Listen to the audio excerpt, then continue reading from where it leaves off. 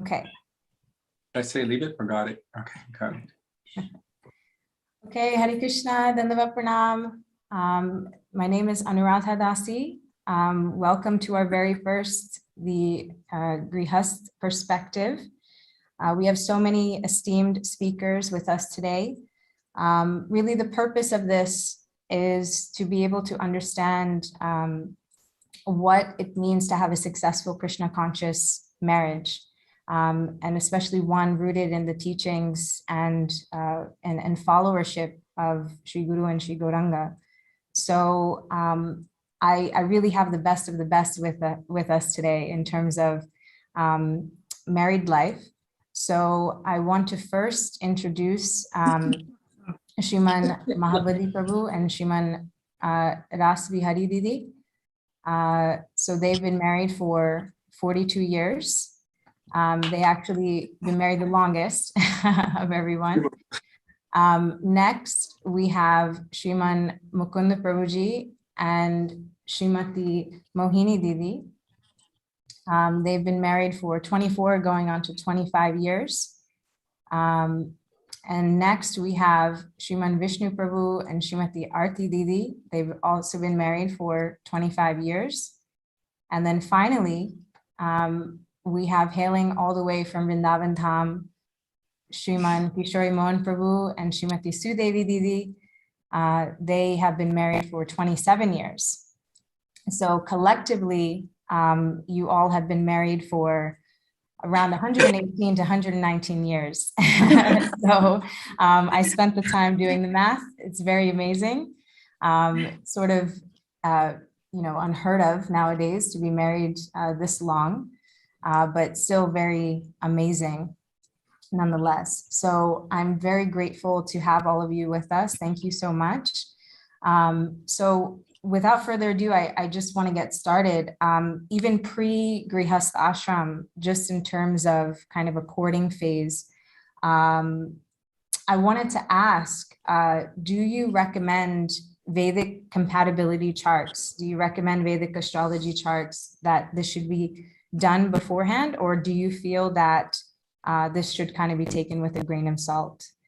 And so anyone can answer this, maybe Mahabuddhi Prabhu, since you are very scholarly.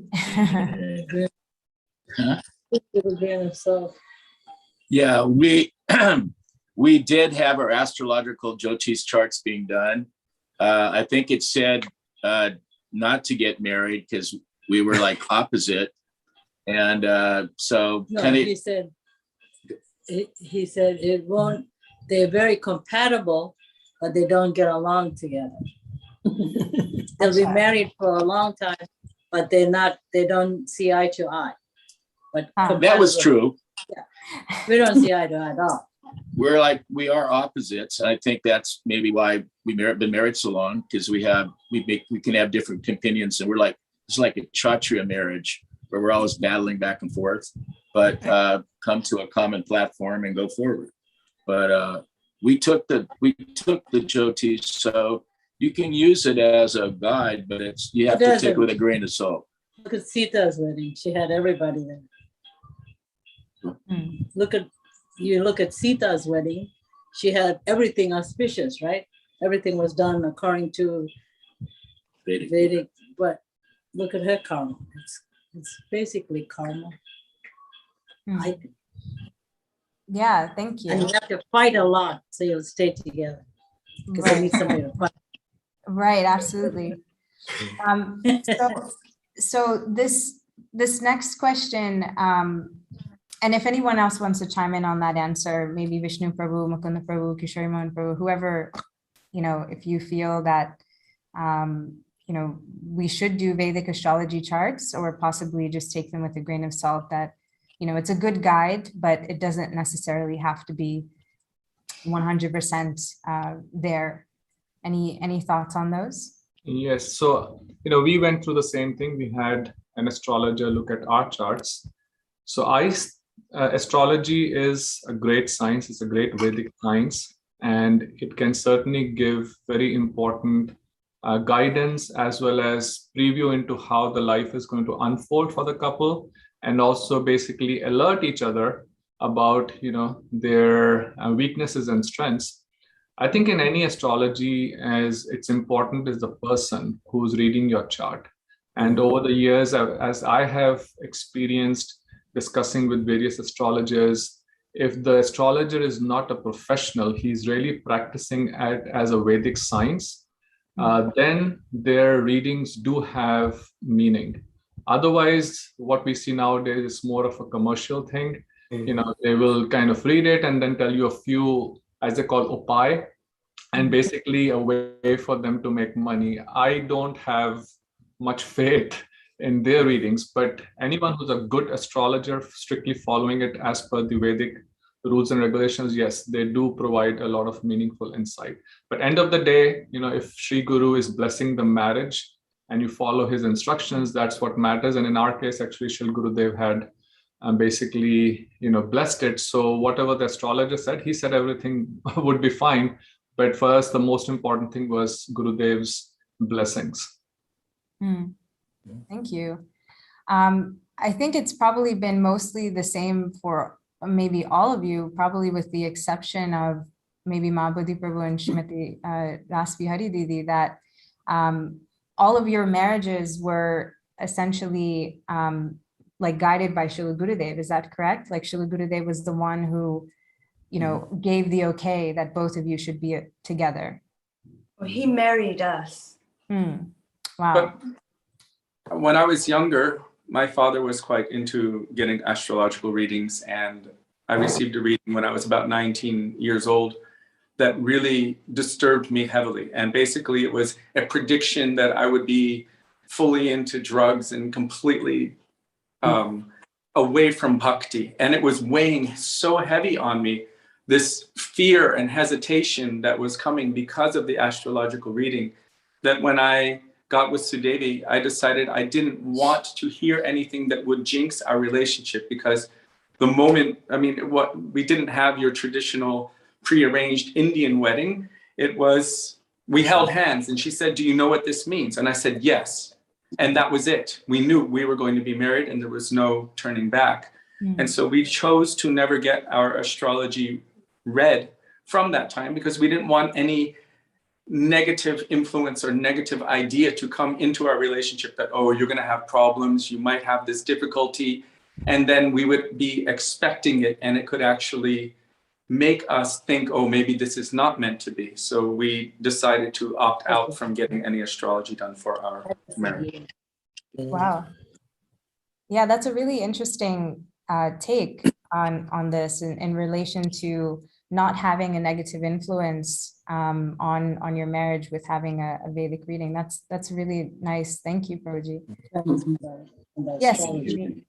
So my understanding, the astrology is based on material nature, and that even that's why I look at it with a grain of salt, because Guru and Krishna can always, by their desire, they can always change. They're spiritual and material has nothing over the spiritual, so. We did have our chart done, but we were married when we came to Srila Gurudev. So I met Srila Gurudev very early. In '96, when he traveled, we had been married already, but we had a chart done by one astrologer. We weren't married. Yeah. No, we weren't. And this is I think we've been together from previous lives, so. Yeah, but Absolutely. Yes, absolutely. So I wanted to move on to our next question about the marriage ceremony itself. That what is the meaning of Sat Pere, meaning the 7 times that the husband and wife are circumambulating around Agni Dev? That what is actually the inner meaning behind this? I heard a few years back, Sriman Mukunda Prabhu in one class, he highlighted this point. So I would actually really love to hear the answer again from him, as well as, maybe Vishnu Prabhuji, if you can chime in. There's 2 angles of vision. One is the the cultural angle of vision that goes along with the Vivaha Yagya and just the marriage ceremony. And basically it is karma kandish, if that's a word, in nature, because it asks for all the things that are appropriate to a material marriage, like wealth, prosperity, health, children, et cetera, et cetera. But for devotees in particular, the vows can take another meaning. In other words, all those same things can apply, but they can apply as things that you desire for service to Guru and Krishna. And I don't know if it was ever in the tradition. I know that when we were married, one of the things that happens is that on the 7th time that you go around in the circumambulation, you switch places. And I'll refer to Vishnu Prabhu to see if that's something that is traditionally done or whether that was something unique. And the explanation that we received at the time was that if somehow or another the husband should begin to falter, because the wife is Dharma Patni, part of that means she protects the Dharma of her husband. And the example was given of Atri Rishi and Anasuya. So that on the 7th time, actually the wife leads around to indicate that if there's any faltering in the husband as far as Dharma, then the wife agrees to take up that position to guide the family. So again, I think that for devotees, I think it's going to be different in terms of the emphasis of those things like wealth, prosperity, progeny, health, etc., because all of those things will be used to engage in the service of Guru and Krishna. I think void of having connection with Guru and Krishna, it becomes more like karma kanda, but expected because everyone wants those things in their married life.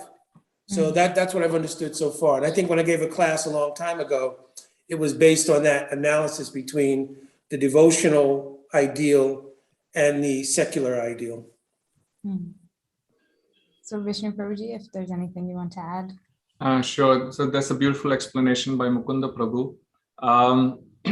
We were married by Srila Gurudev first, where he made us exchange garlands, but then he also instructed us to go through the Vedic ceremony, which was done by a very wonderful priest from Nandagaon.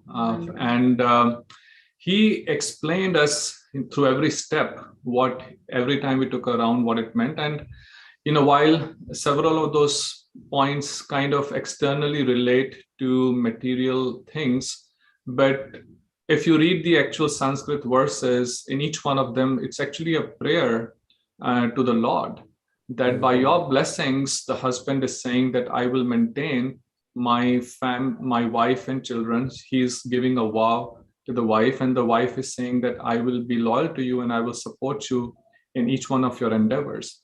And you're doing this in front of Agni, the fire, which is a manifestation of the Lord. So this is a vow from both of them to support each other, both from a material as well as spiritual perspective. So, Grhasthasham is one of the 4 ashrams, and in many ways, it is probably the foundation of the other ashrams, right? This is the only ashram in which the progeny is produced, and not in the brahmacharya, vanprastha, sannyas. Those would not be there if the grihasthashram is not there. And if you look at the 4 varnas also, the basis of that is sannyasi is not a kshatriya or a vaishya. So even the 4 varnas are based out of grihast. So just like when you enter an ashram, when you take initiation, there are 4 regulative principles that we take a vow to follow. Similarly, these are the 7 vows that you take to enter into this very important ashram. So that's what was explained to us. And yes, in the last one, Mukund Prabhu said, yes, we do change the positions. It was happened, and I think it was the last round. Before the first round starts, the wife is sitting on the right-hand side. And so the husband is leading, because as you stand up and you start walking, that's how the arrangement is. But then on the last one, she changes the position, and then she's sitting on the left side after that. So that's the sign of being married, right? Before marriage, the girl would never be on your left-hand side. So that's also symbolically You change positions, that now she's finally officially Better married and you're better off. Yeah. Okay. Wow. Thank you so much. So, I mean, don't answer this question, but I just have it. I'm curious if it has anything to do with Srimati Radhika also being on the left side, because she is representing Shakti, Huladani Shakti. So don't answer the question. You can answer it at any other time. But I'm just curious if that has any relation to it. So, and Prabhuji, Vishnu Prabhu, you just mentioned about Grhasthashram. So I wanted to just segue from that into what is actually Grhasthashram versus what is GrhashaMehdi, and what is the difference between the two? What does it mean to also uphold like this sort of sannyas vow even within Grhasthashram? So maybe Mahabuddhi Prabhu, Kishori Mohan Prabhu, Sudevi Didi, anyone? Suddenly your voice cut out. Yeah. Did you hear me? Was that okay? I didn't hear the question. Are you asking us or? Yes. I was saying that what really is the difference between Grihastha and GrhashaMehdi? Grihastha is a bona fide ashram, and Grhastha means that the responsibility, it's just like any of the other four ashrams, and that the center point has to be God, Krishna, and Radha and Krishna.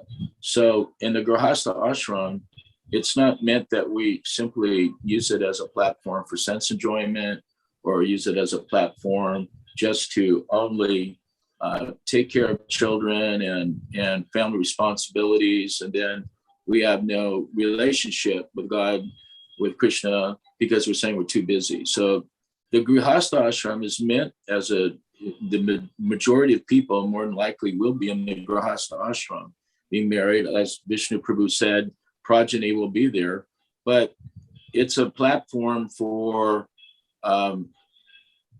the opportunity to serve in the family setting as opposed to being a brahmachari. I was a brahmachari for 9 years before I was married. And so each of the different ashrams have different responsibilities and different social connections. So the Grhastha ashram is a great ashram to preach in, and that you can move from all over locations, all over to different types of people, and being able to preach without a lot of restrictions. In other words, whether you speak to men or women, or whether you go to different types of settings. When I was a brahmachari, we were completely under the order of Guru, and we were following specifically those guidelines. As a Grhastha, then I find it, if you're working with business and you're working with other things, you have so many avenues in which to preach from.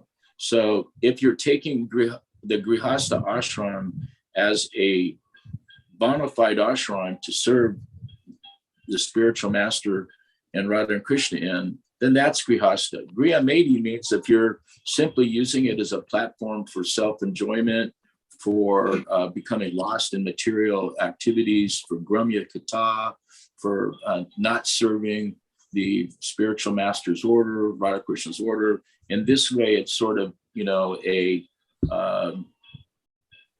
a platform that's really not spiritual at all. So the difference is, where do you put Krishna and service to Sri Guru in your marriage? And if it's the center point of your marriage, then everything rotates around it. So Grhastha he'll have Didis, or he'll have a picture, he'll rotate around the main part of their house. A room will be where the service to the spiritual master and Didis at. If you come into a person's house and there's no recognition of God, then the question is, what kind of service are they doing? So they may have some internal service, but generally speaking, the Grhastha ashram is meant for, developing your Krishna consciousness. And I remember what Prabhupada told me. He also said it's a platform for suffering. So in other words, one of the things that, will come through it is like, usually if you've been married, and unless you're very, very fortunate, you probably don't want to do that again. In other words, it's a platform where there's so much compromise, there's so much having to condone and being able to move along for both the male and the female. So at a platform like this, gradually you can see how the spiritual desire to develop, your spiritual nature and your spiritual consciousness to be able to render pure service, to get out of this material realm of pounds, shilling, pence, birth, death, old age, and disease. And this should come as a realization for those that are actually in the Grhastha ashram to want to be able to move on further.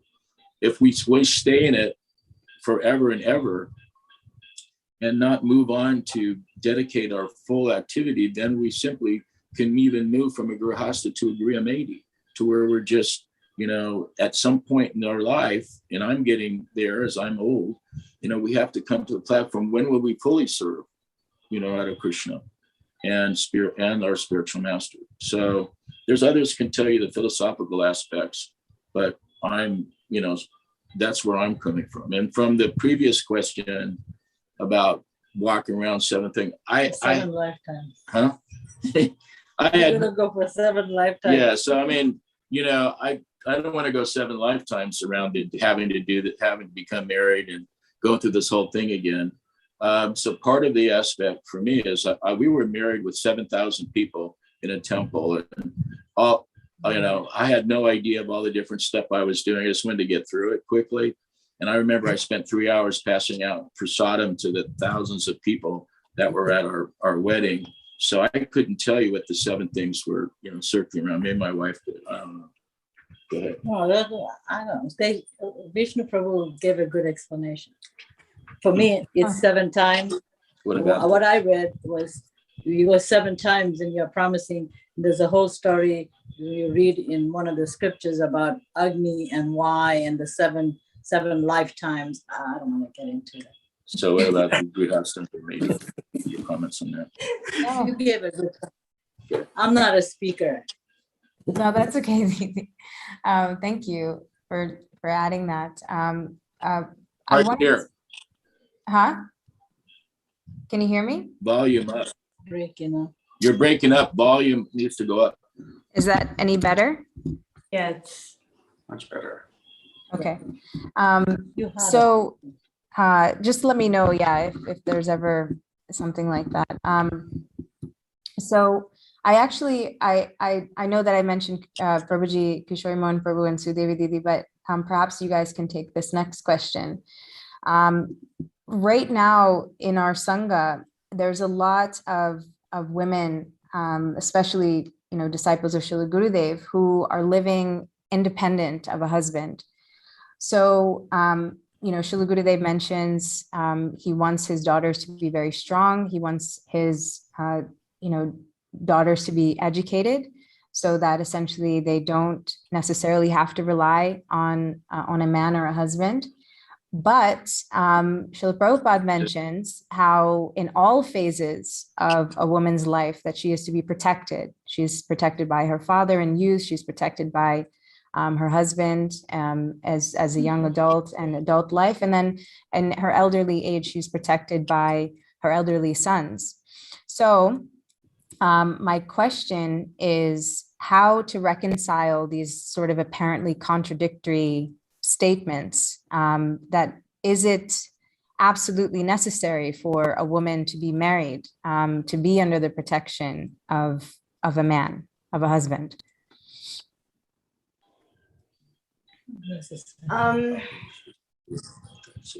I know that Srila Gurudev, Srila Bhaktivedanta Narayan Goswami Maharaj, he very much wanted his daughters to be educated. And yes, so that they didn't have to depend on anyone. He said, because nowadays there's no guarantee that they will be cared for. It didn't mean that they should only be relying on themselves and shouldn't have any kind of protection in their lives. I can only speak from my personal experience and say that it's a great comfort for me to know that I have a partner. And going back a little bit to the last question, I mean, for me, having my husband is constant association for me. From the moment he gets up, he's quoting shlokas. I mean, I've actually had to start crying and tell him it's too much. So I have so much association, and it keeps me really inspired, or it keeps me on my toes. So he's my protection, and more than just being a female. I know that nowadays it's very, very different than what it was maybe even at the time of Srila Prabhupada. But even then it was like women's lib and burning braziers and all kinds of things going on. And he still liked this idea that the woman should be protected. And so I don't necessarily see that it's not reconcilable, because it's not one way or the other, I believe. I think that Gurudev just wanted to make sure that his daughters were cared for. He said, after you have your education, then you can go to Vrindavan. Then you can go and do what you want. But first, have your university education. Afterwards, as you like. But with his sons, they could easily go to Vrindavan, be in the ashram. But if you stay in India for any amount of time, you really do understand how it makes a huge difference when you're under some protection. I know ladies that aren't even married that wear bindis and bangles and toe rings to pretend they're married, so that they have the feeling of protection, and others see, oh, she has protection, we'll leave her alone. So it's really, I don't know. I think that it is reconcilable. It's not that Gurudev didn't want his daughters to be cared for, and necessarily it's not that you can't also be strong and be married, because you mentioned that Gurudev wanted his daughters to be strong. But I think that being strong doesn't necessarily mean being on your own. What Srila Gurudev said in this particular context is that I don't trust men these days. Oh. It's not that he didn't want women to be married and to be protected. He wanted that they would be protected, but he didn't trust men, because he saw that men were just using the women and then separating, and maybe vice versa. But he didn't trust them enough that they would look after their wife and their children and not leave them. So he wanted the women to be able to be self-dependent if they needed to be, in case the very, very realistic chance of separation would come up, because the rate is almost a guarantee of separation at least once or twice. So Srila Gurudev wasn't saying directly that a woman should be on her own. He wasn't contradicting Prabhupada. He was just seeing the context and instructing that they should be educated in case they needed to be self-dependent. Yeah, thank you so much, Didi and Prabhuji. Anyone else want to chime in on that? Aarti Didi, Mohini Didi? I think I agree with Sudevi Didi purely. And I also heard Srila Gurudev on various occasions that Gurudev was very keen and he really encouraged all his daughters to finish the university education, and then however they desire. And yeah, I completely agree. Gurudev also wanted his daughters to be a good representative of him when he wanted them to go out and preach his mission, and education was the key for that. Yeah, absolutely. Well, I don't personally. I don't. If a woman chooses not to get married, from my experience within ISKCON, I've seen too many women married 5-6 times. And that's like, I don't know what to say about it. I don't want to say anything bad. I don't want to criticize, but that's just not right. And I think if a woman chooses to be independent, and personally, that's my opinion, because I have nieces that don't want to get married. They're independent. They're not dependent on anyone. And, you know, They also suffer. they suffering. You'll suffer, you know, but I don't think that they really need a man. If they have Krishna, it's like, for me, I look at like Mirabai. She was, you know, she was completely, you can be completely dependent on Krishna.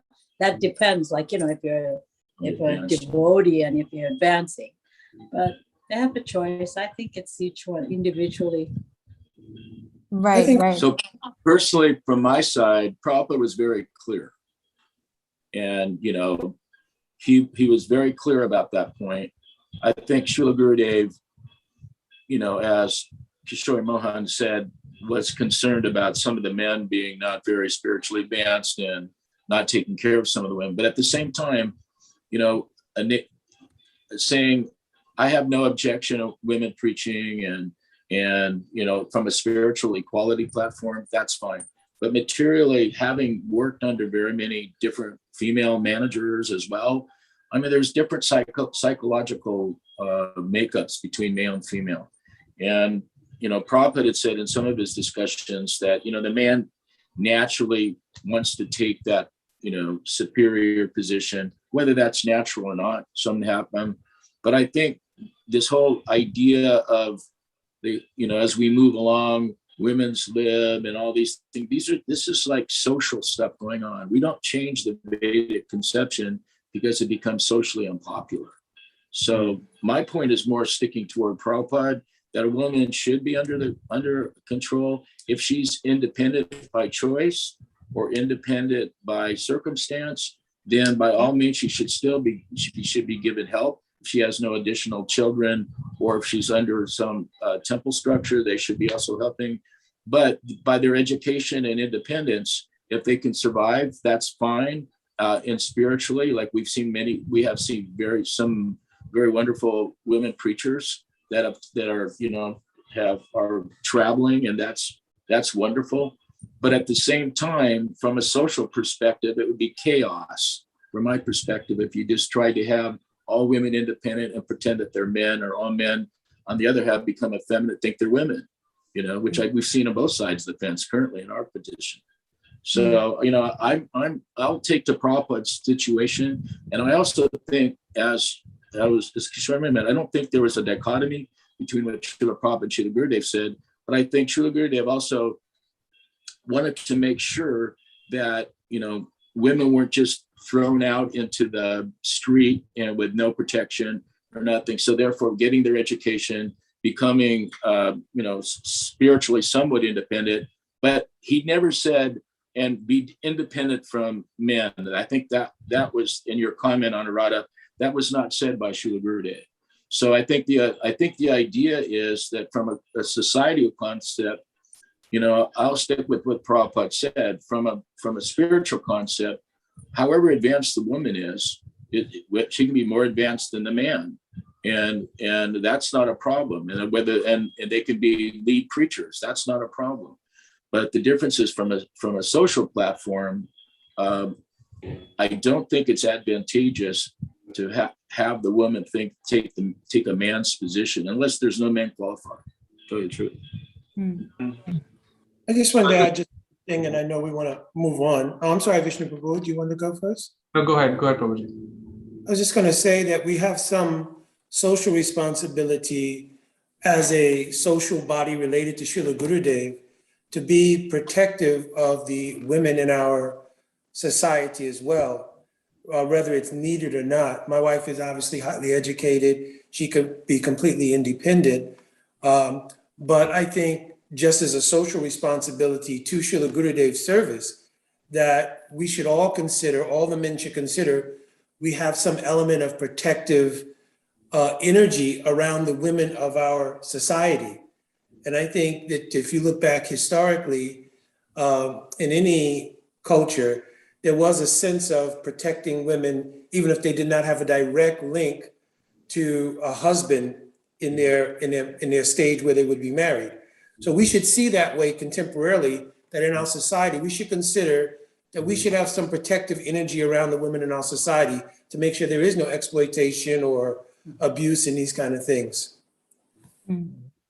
Thank you. Yeah, I just wanted to add a couple of things. I think as everyone mentioned, there is both Srila Gurudev and Srila Prabhupada, what they've said is not different, because in one sense it depends. What Srila Gurudev is saying, that it depends on the level of advancement of the individual, because ultimately whether you are married or not married, the key thing is you should advance spiritually. So if the woman is, because of previous sanskars and because of her strength, she is spiritually very advanced, and like Rasavihari Didi gave example of Mirabai, who was married, but she never thought that Rana was her husband. She always accepted Krishna.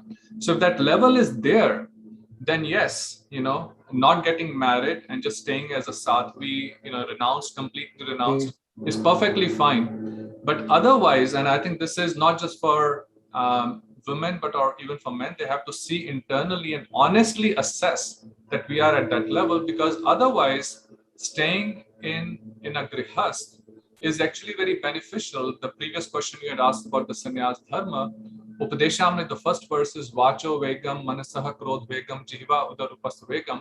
If you really see these 6 urges, it's the grihasthashram where you have the most opportunity to face them and to be able to control them, And so this is, in one sense, both not just for the man, but even for the woman.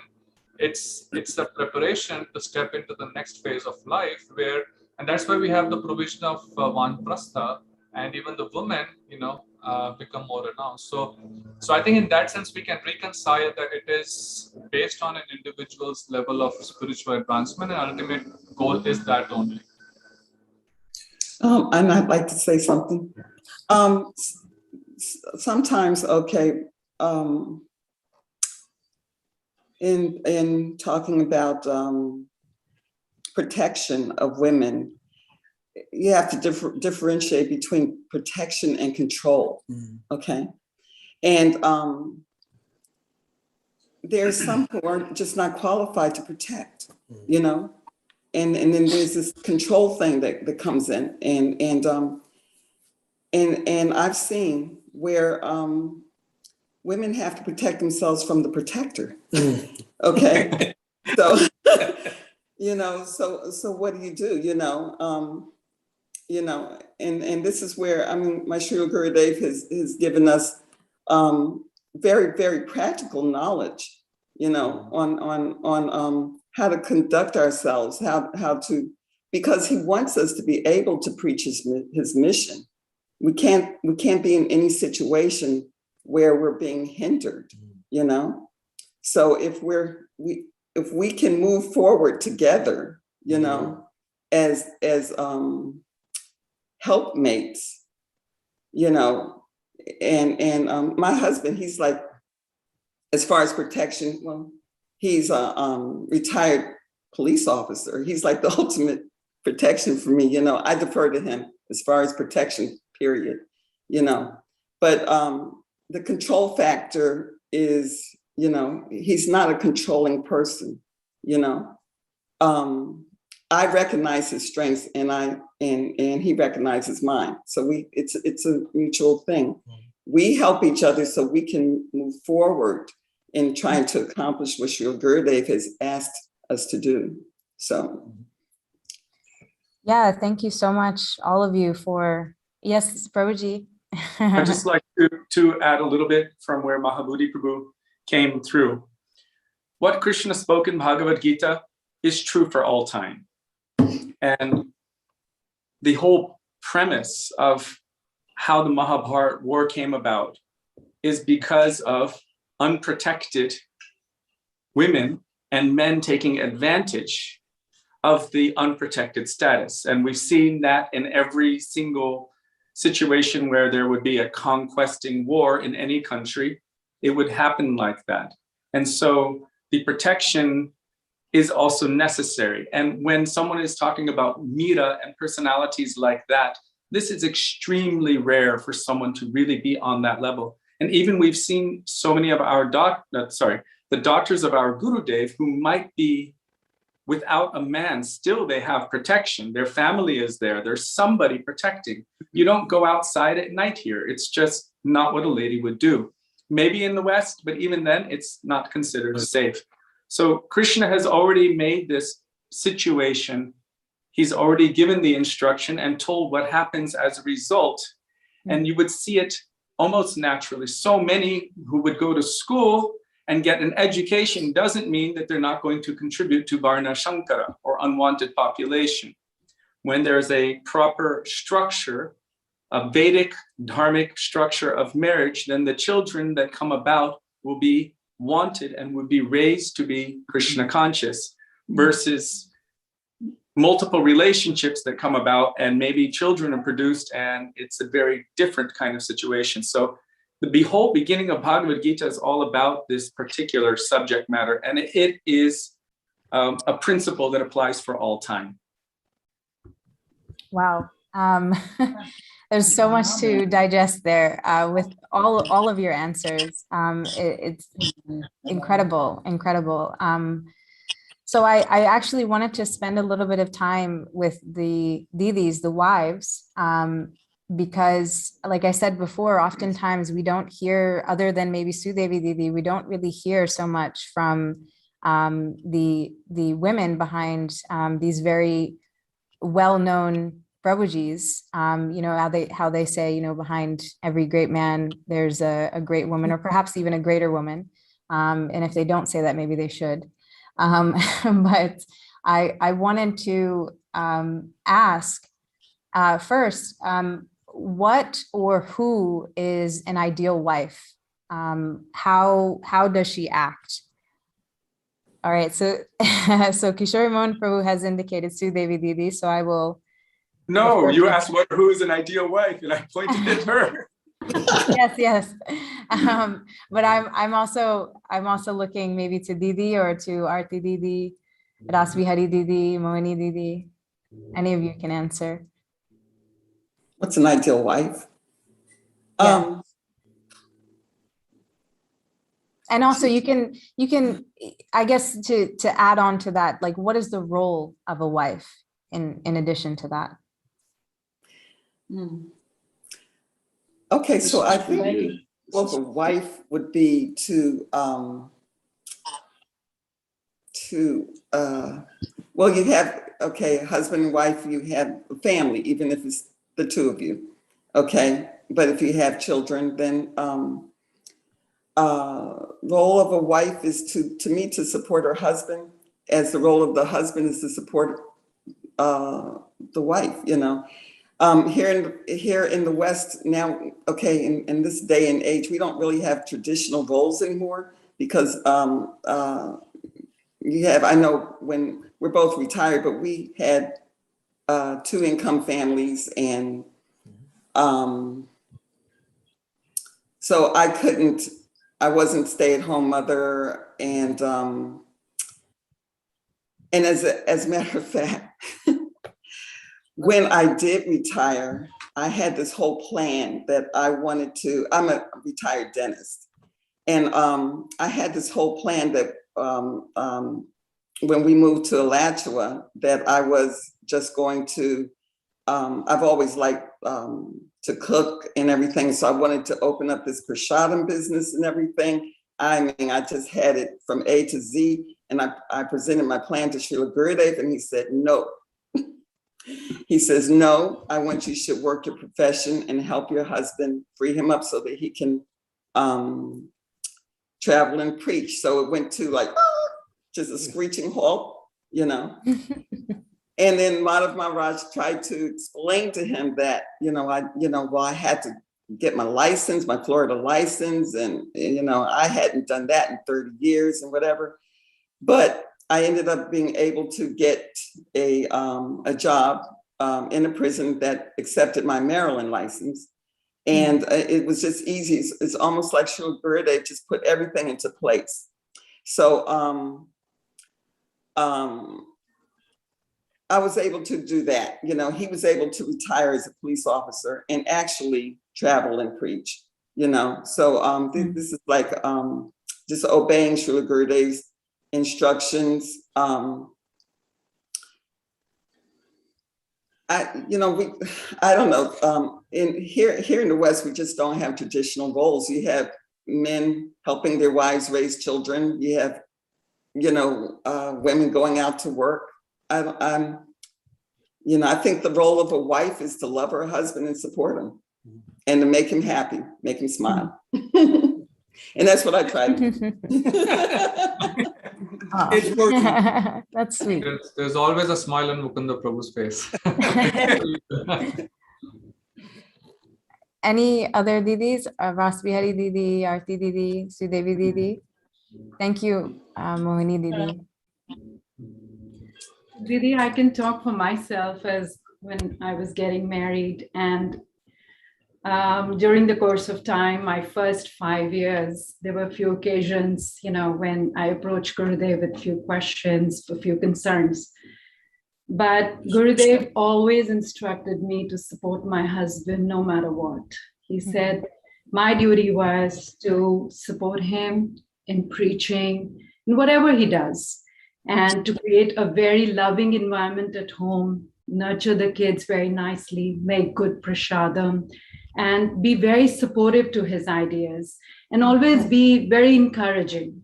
So Gurudev, these were the personal instructions that Gurudev gave me, during my marriage, during the course of, first few years when I had some concerns and questions when I used to talk to him. I struggled with my bhajan and when I had Madhav, I could not chant my rounds. Gurudev again said, talk to Vishnu, and you both should support each other, make a plan. And, he always wanted us to work as a team and always wanted me to follow him, not him following me. This is what I understood. So I was always under Vishnu Prabhu's guidelines, and that really helped me. I'm very thankful to Srila Gurudev to give me those guidelines during the course of initial married life. But these were the few instructions that he always told me: to nurture the family with love and affection, to cook with a lot of love, offer the bhoga with a lot of love, and feed your family. So, it creates a very loving environment in the family. And she certainly took that to heart, because she's an amazing cook. I don't know how many of you have eaten her cooking, but we are very spoiled. People come to our home and they say, do you eat such prasad, delicious prasad every day? So, yeah. Yeah. So, Sweet. for me, I can say that when we were married, Srila Gurudev, after we didn't have like a huge yagya, we had a ghee lamp for our fire. It's a very long story. We were married in front of Seva Kunja. And so we did our circumambulation of Thakurji, of the Seva Kunj paintings. And then Gurudev afterwards, he said, first he said, the D word isn't in your dictionary. And I was like, what's the D word? And then he had to tell me it's divorce. And okay.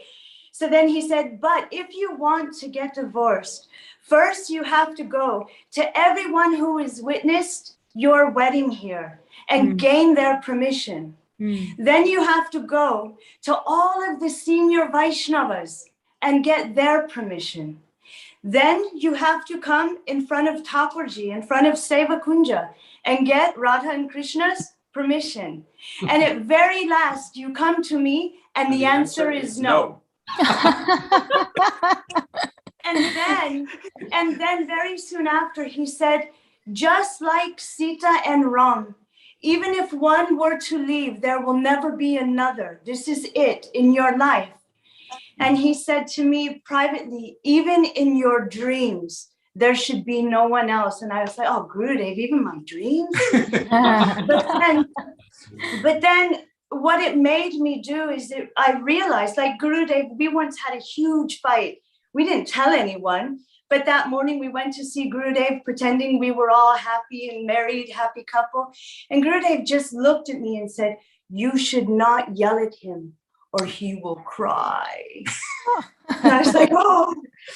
So what this taught me was that this is it. This is my lot in life. And I want to be a happy person. I don't want to be miserable. I don't want to be unhappy. I don't want to be regretful. So my duty to myself and to my husband is to create an atmosphere where I'm happy, where he's happy, where there is a give and take situation, where a lot of times one of us has to compromise. Generally, it's me. And then after I do the compromising, and after a situation calms down and everything is good, then we have discussion. We discuss with each other. We have a lot of communication. So there has to be an understanding that this is it in my life. And the one thing that I've really made like a principle in my marriage is that, like Didi said before, this is your family. And so I never go outside my marriage to talk about my problems. If I have a problem with my husband, or I'm feeling unhappy, or something is wrong, he has to be the one that I go to. I don't go to my mom. I don't go to my friends who will say, oh, he doesn't deserve you. You could do better, or he's not good enough. You know, you can find someone else. There's so many things. I did that before, and I realized this is not conducive. So learning these things, first of all, we want to have a very sweet, kind, and affectionate married life. And the other thing was that we heard that Gurudev said, after seeing many divorce, he said, I want to have just one married couple that doesn't divorce. And this was before we were given any seva. And we just looked at each other and we were like, let's be those people. Let's make our marriage our service to Gurudev, that we will at least be an example of marriage. Maybe we can't do anything else, but let's just stick it out. Let's serve Gurudev like this. So our marriage, if we want to do it as also a service to Gurudev. That was our initial, let's do it. Let's be that couple. So for me, that's ideal. To be an ideal wife means, yes, there has to be a compromise. And generally, forgive me, anyone, but a male ego is very different from a female ego generally. And I find that instead of inflaming the situation, and instead of making it so that we're both burning red, one of us has to take the humble position, eat a little humble pie for a little while. And then when the situation has come, you know, to a nice place, then just communicate. But there always has to be someone that is willing to compromise, to say, okay, I'm not going to fight. I know this is going nowhere. I'm going to take that position. And then later on, and he always realizes, oh, I know that, you know, I was in the wrong, and you behave like this. Thank you. When I'm wrong. One time we had a very, very bad fight, and it was just terrible. And we knew that there was no way out, because we had vowed to Gurudev, and we had vowed to all of the Vaishnavas, and we had vowed in front of Thakurji and in front of the fire. And so we didn't have a choice to leave. And so we had to communicate with each other. Well, do you want to leave me? This is when we were traveling. So we were in another person's house having a whisper fight. Whisper fight, yes. We have to have whisper fights in other devotees' houses. And he was lying on the floor. I was lying on the bed. We were just furious with each other. And the question came, well, do you want to leave me? And we were like, no. And I said, do you want to leave me? And she said, no, that wasn't an option. It wasn't an option on our table. So then the question came, well, do you want to be miserable forever, or do you want to be happy? And so we had to come to the conclusion that we didn't want to be miserable. So then we had to choose to figure out a way to get along, and that we were going to work together to continue our seva in an amicable, peaceful, friendly way, rather than in a aggressive way. And that made a huge difference for us. I Wow. just have an incident to share. Like you said, that they had an argument. We also went through, ups and downs. So just I think when I got married, just 3 months back, Gurudev was in Badger and we had an argument and he just called Gurudev and he told him what happened and how I was not listening to him or whatever, I don't know. So Gurudev said, okay, let me talk to Aarti. And my heart was beating so fast. I could not hold the phone. And he said, talk to Gurudev. And I'm like, oh my God, what should I say to Srila Gurudev? What will he think about me? It's just 3 months. It's so early. And he would, and definitely Gurudev knew him more than me. So he would take his side. But Gurudev, I talked to Gurudev. I said, Hari Bol Gurudev, Dhanvat Pranam. And very sweetly, Gurudev says, Beti, how are you? How's your visit in US going? Because I moved to India from India. So I was like, Gurudev, everything is okay. He said, in Hindi, he said that your husband just called me and he narrated me a story.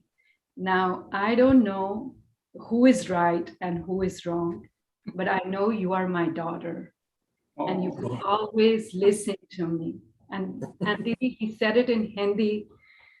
He said, "Tum meri beti ho, aur tum meri baat sunogi."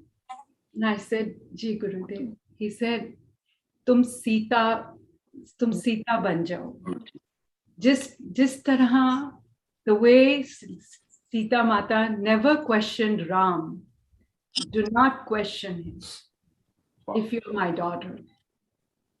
And those words I never forgot. We went through a lot of, the journey is not easy. We all know it. But those words always echoed in my ears, that never question him, follow him.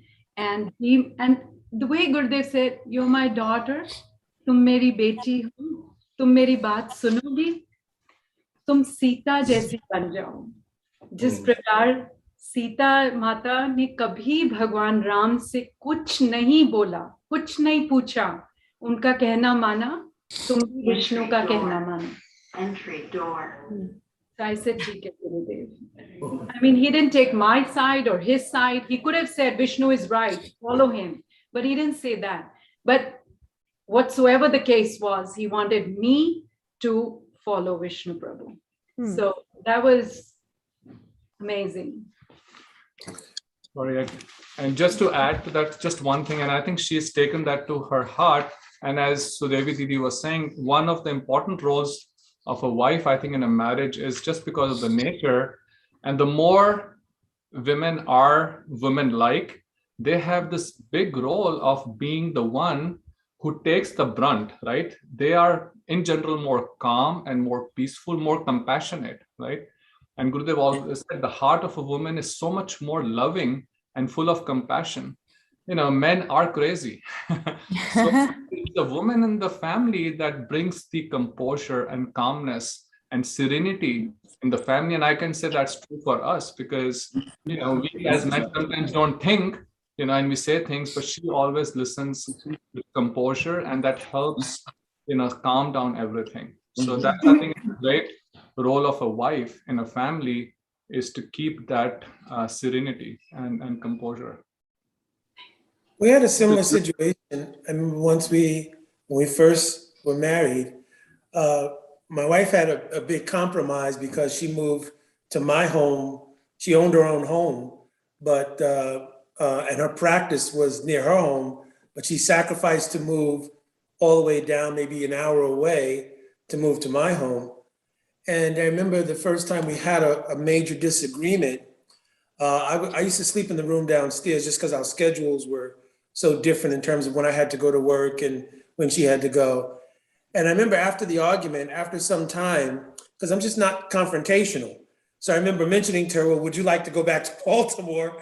And we just, call it. And she came down later and she sat and said that, listen, I'm apologizing, but not so much about right and wrong, but because you're Gurudev's disciple and because you're a devotee, that I am apologizing because I should never be in a position where there's a possibility I've offended a devotee and a disciple of Gurudev.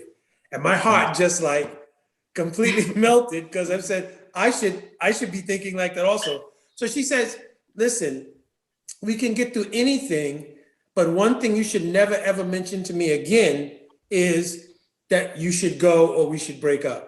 And so we took a vow on that day that never, no matter what happened, that would never come up again, that we should somehow, split or anything like that. So we would have disagreements, but that would never, the issue of leaving each other, that would never come up. enter the situation at all. And I remember that argument, and I don't even remember what it was about. It was something that always escalates, But I just remember thinking the most hellish thoughts. I was sitting on my bed, just thinking, just hellish thoughts, and then it's like my heart just opened, and I'm like, how do you think something like this about someone who is so dear to Srila Gurudev, so dear to Krishna, who worships, Thakurji so nicely?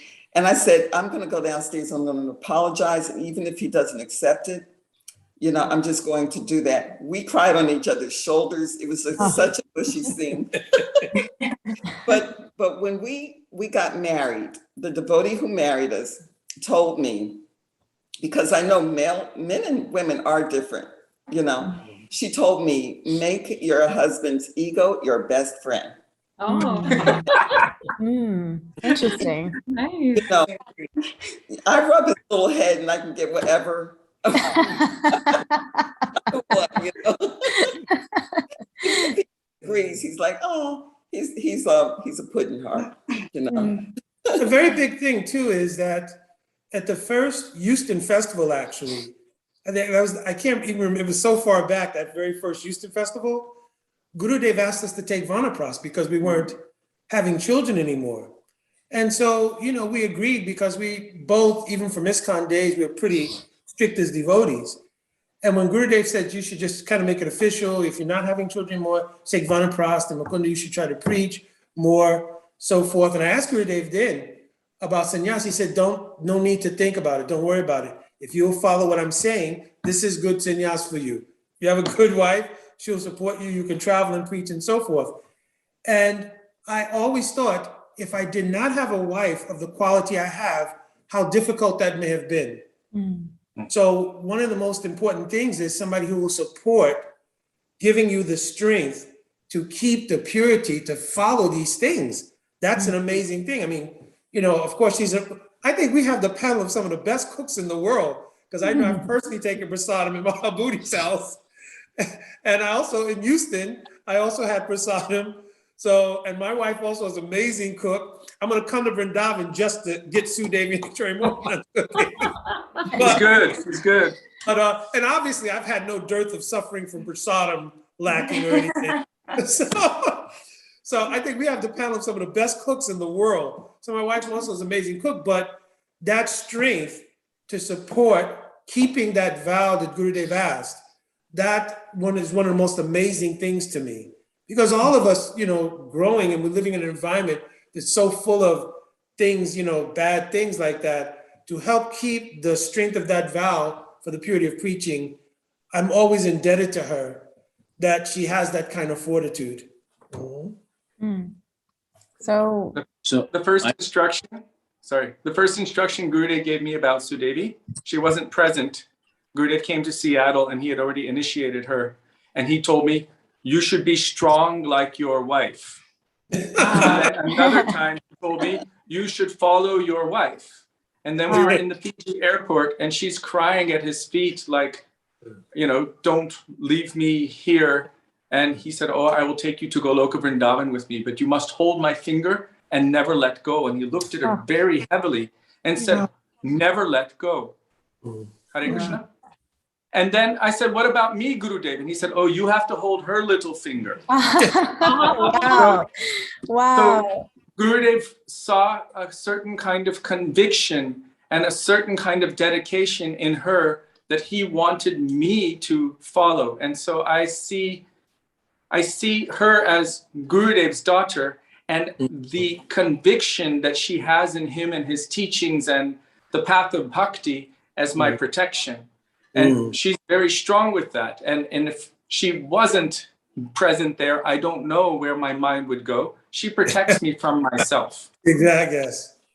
So from our perspective, my wife's being quiet, but I want to say some things so that people can understand a little bit.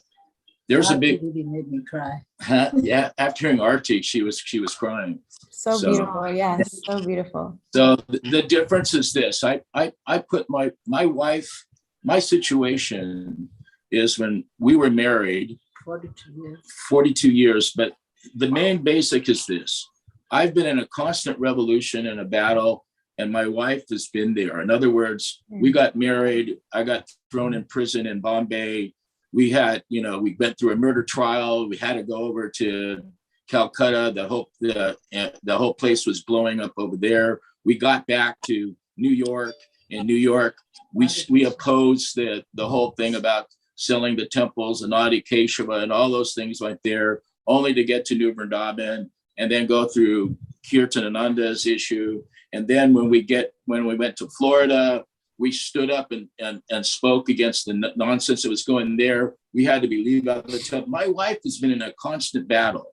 If she's had to support, she's had to go through all these different trials and tribulations because her husband's like a revolutionary. Okay. And so in spite of all the different, issues where most women hadn't had to go through that, we've also, I've had to leave different times for jobs and for a year or 2 years or something like that. She had to maintain everything at the house by herself. And then, so we're always coming and going. So my wife's fortitude is, having to put up with a husband who's challenging the system quo. And even now, with all this crazy COVID and all these different things like that, we're taking the position this is nonsense. And the leaders that are throwing people to die are nonsense. And we speak up about it. Gurudev told me to preach boldly. Prabhupada told me to preach boldly. But what does that mean for a wife?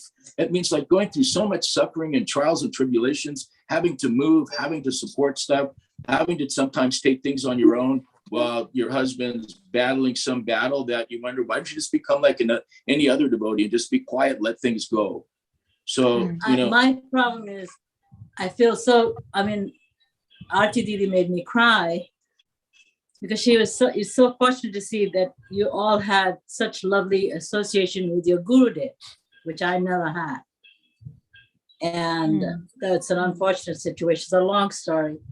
I had no one to go to, no one to give me instructions besides him. So he's all that I have. I didn't have, I didn't have a chance to call a guru and, get instructions. And that's the sad part. But I think the most important thing is if you have one goal, our goal is to try to get out of this material world and serve Krishna with all our heart. And then I have a kid. Kid is most importantly, make sure that he is, on the right path. That's our duty as parents, to make sure that the kid we have is Krishna-conscious. Otherwise, we are big fault. That's how I look at it. But aside from that, I just appreciate, I'm so overwhelmed and so happy to see how nice you all had such lovely association with Srila Gurudev, and you all had personal instructions. It's just very nice. I was unfortunate. It's a long story. I was fortunate towards the end. But I definitely can agree with you, Didi, that just hearing all of these such incredible instructions by Srila Gurudev, especially on his centennial year, it also brought me to tears as well. So I'm so incredibly grateful to hear all of these instructions. I have to skip through a couple questions just because of timing. One question I did want to ask about what is ideal husband, but I think that was also kind of answered and in the course of things. So if anyone wants to quickly chime in on that, I'm more than happy to hear that. But one question I wanted to ask was, what works well in your relationship that you would contribute to your success for having been married for this many years? Do you have any personal words of advice for, say, like youngsters like myself who have a desire to enter into Grhasthasham, maybe perhaps have not found the right person yet, but want to be able to serve Srila Gurudev within this ashram? For me personally, I'll say one thing.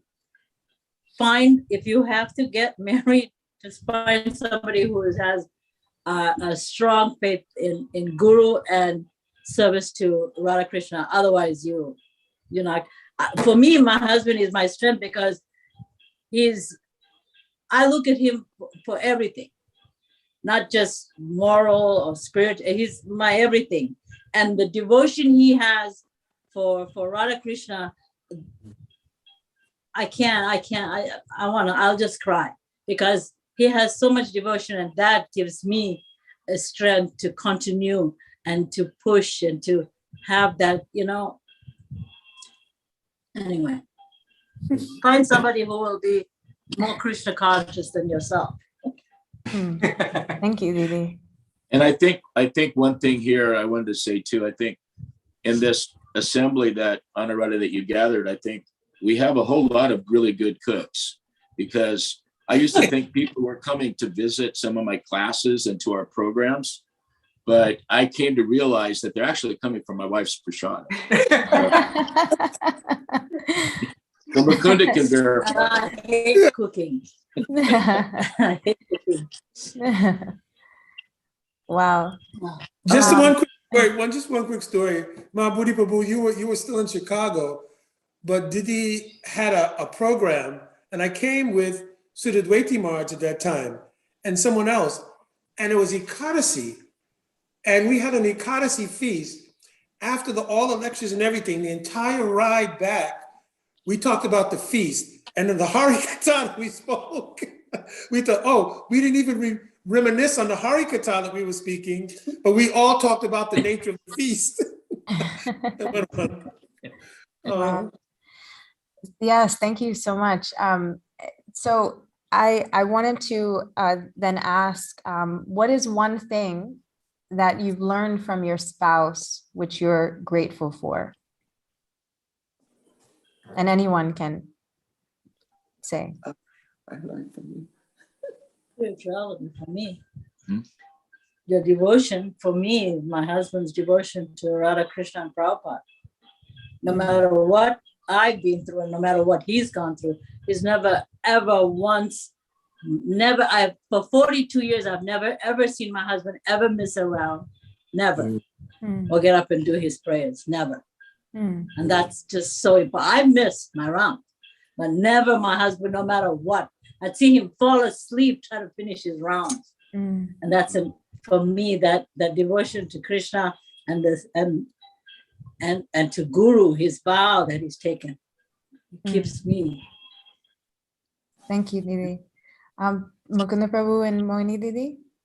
Yeah, I think friendship is one big thing that we've learned. I mean, we are literally best friends. And I think part of that has come from obviously a sort of natural compatibility probably, but also from the fact that we sort of, our center, our mutual center, service to Srila Gurudev and to Krishna, but it translates into pragmatic things. Like we travel to preach together.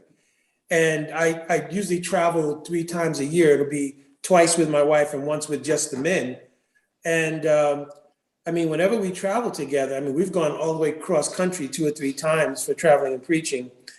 And I am coming to Houston, Vishnu, because I know I missed a couple of times. In fact, we were coming and it flooded once when we tried to come. So we're waiting for you to come here too, Mukunda. I'm definitely also coming up, but I made that promise. But yeah, I mean, so our friendship is like very, very deep. And Rupa Goswami's mentioned that Vaishnav Maitri, unlike just your material friendships and everything, it carries the quality, the Lakshan of Priti. Because the 6 things he gave is that one is that your Vaishnav Maitri, like revealing in confidence, inquiring confidentially, sharing and honoring prasad together, giving and receiving gifts. So those things happen organically and naturally in our association. And that we're serving Srila Gurudev together. And we used to get up in the morning and watch Kishori, Mohan, and Sudevi. We would go on virtual parikram with them. And so thinking, I still watch you guys every morning. So you probably don't recognize my name, but I'm Marsha Ackridge. Yes. Yeah, I recognize it. So, you know, our friendship also is one of the biggest lessons I learned, that even in bhakti, you certainly mutual devotion to Radha and Krishna and Gurudev is important, but also there has to be some friendship has to be there in order for things to really, really, you know, and I think that's the biggest thing I learned. So yeah, trust, you know, learning what real trust is. I mean, I completely trust him with everything. I trust that he will not hurt me, you know, and that he will try his best to protect me. And it's the same with him, you know. We've been in a couple situations where, you know, I would not even, should I tell the situation? No, I'm not going to tell that. But never in my mind did I ever distrust my husband, ever, you know. And I would think, you know, there's got to be an explanation for this. It's escaping me, but never will I ever, you know, never had it ever occurred, you know, that my husband did anything mistrustful, you know. I'll tell quickly. All right. My elder brother named his first son after me. One. No, that was funny too. But... Named his first son after me. So his wife called because they were visiting DC. I had never told my wife, and she mentioned, "Oh, I'll be visiting, and little Eric is coming with me." My secular name is Eric. So I was at work, and my wife was trying to figure out little Eric and some female's voice. He never told me about any little Eric or anything like that. So it wasn't until she figured out that this was my brother's former wife and her son, whom he had named after me. That's what it was. But I still didn't. She had no doubts. Yeah. Didn't mistrust you. Yeah. Yeah. I would like to say that the most important quality that Sudevi has, that I've learned from and that I continue to learn from, is her passionate to the point of extreme faith and conviction in the teachings of Srila Gurudev, her conviction in our Srila Prabhupada and our Guru Varga. It's so infectious and contagious, and really that's the foundation of our relationship, is based on our adherence to our Guru Varga's teachings and conceptions.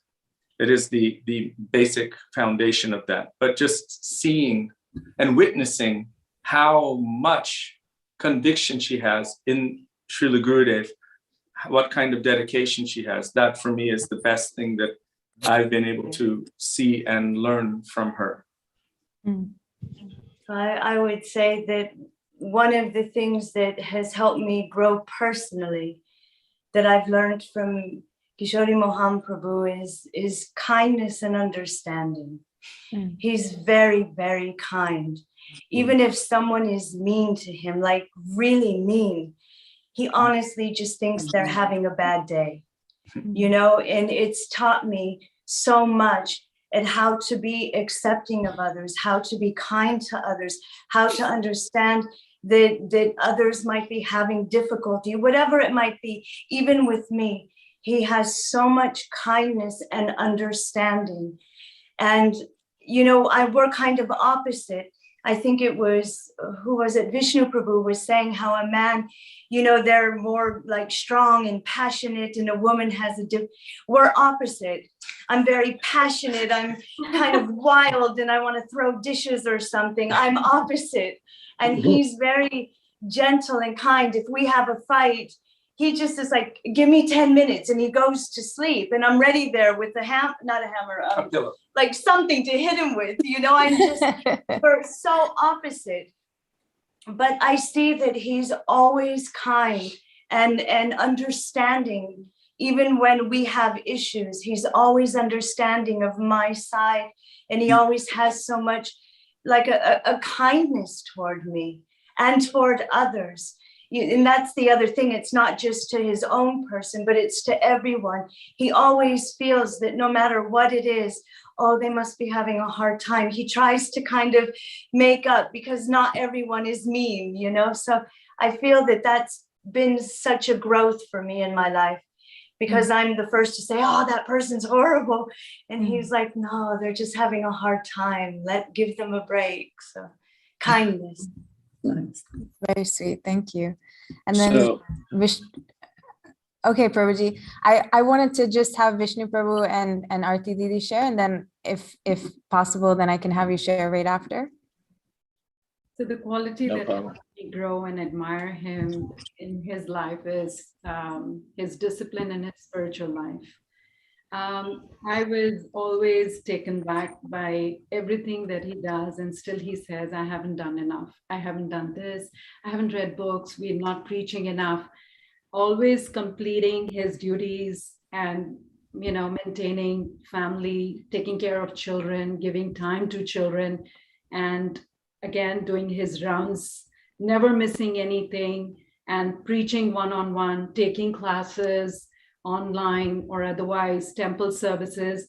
But then I see him, he's always not very happy with what he's doing. He wants to do more. So sometimes it's so much to learn from him.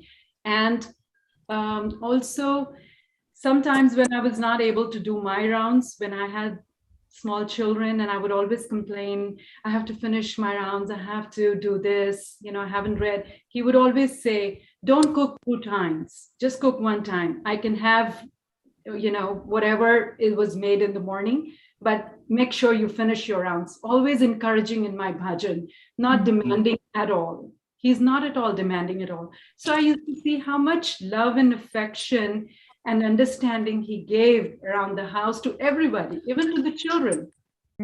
He would do everything, but he would keep his spiritual life, you know, on top priority.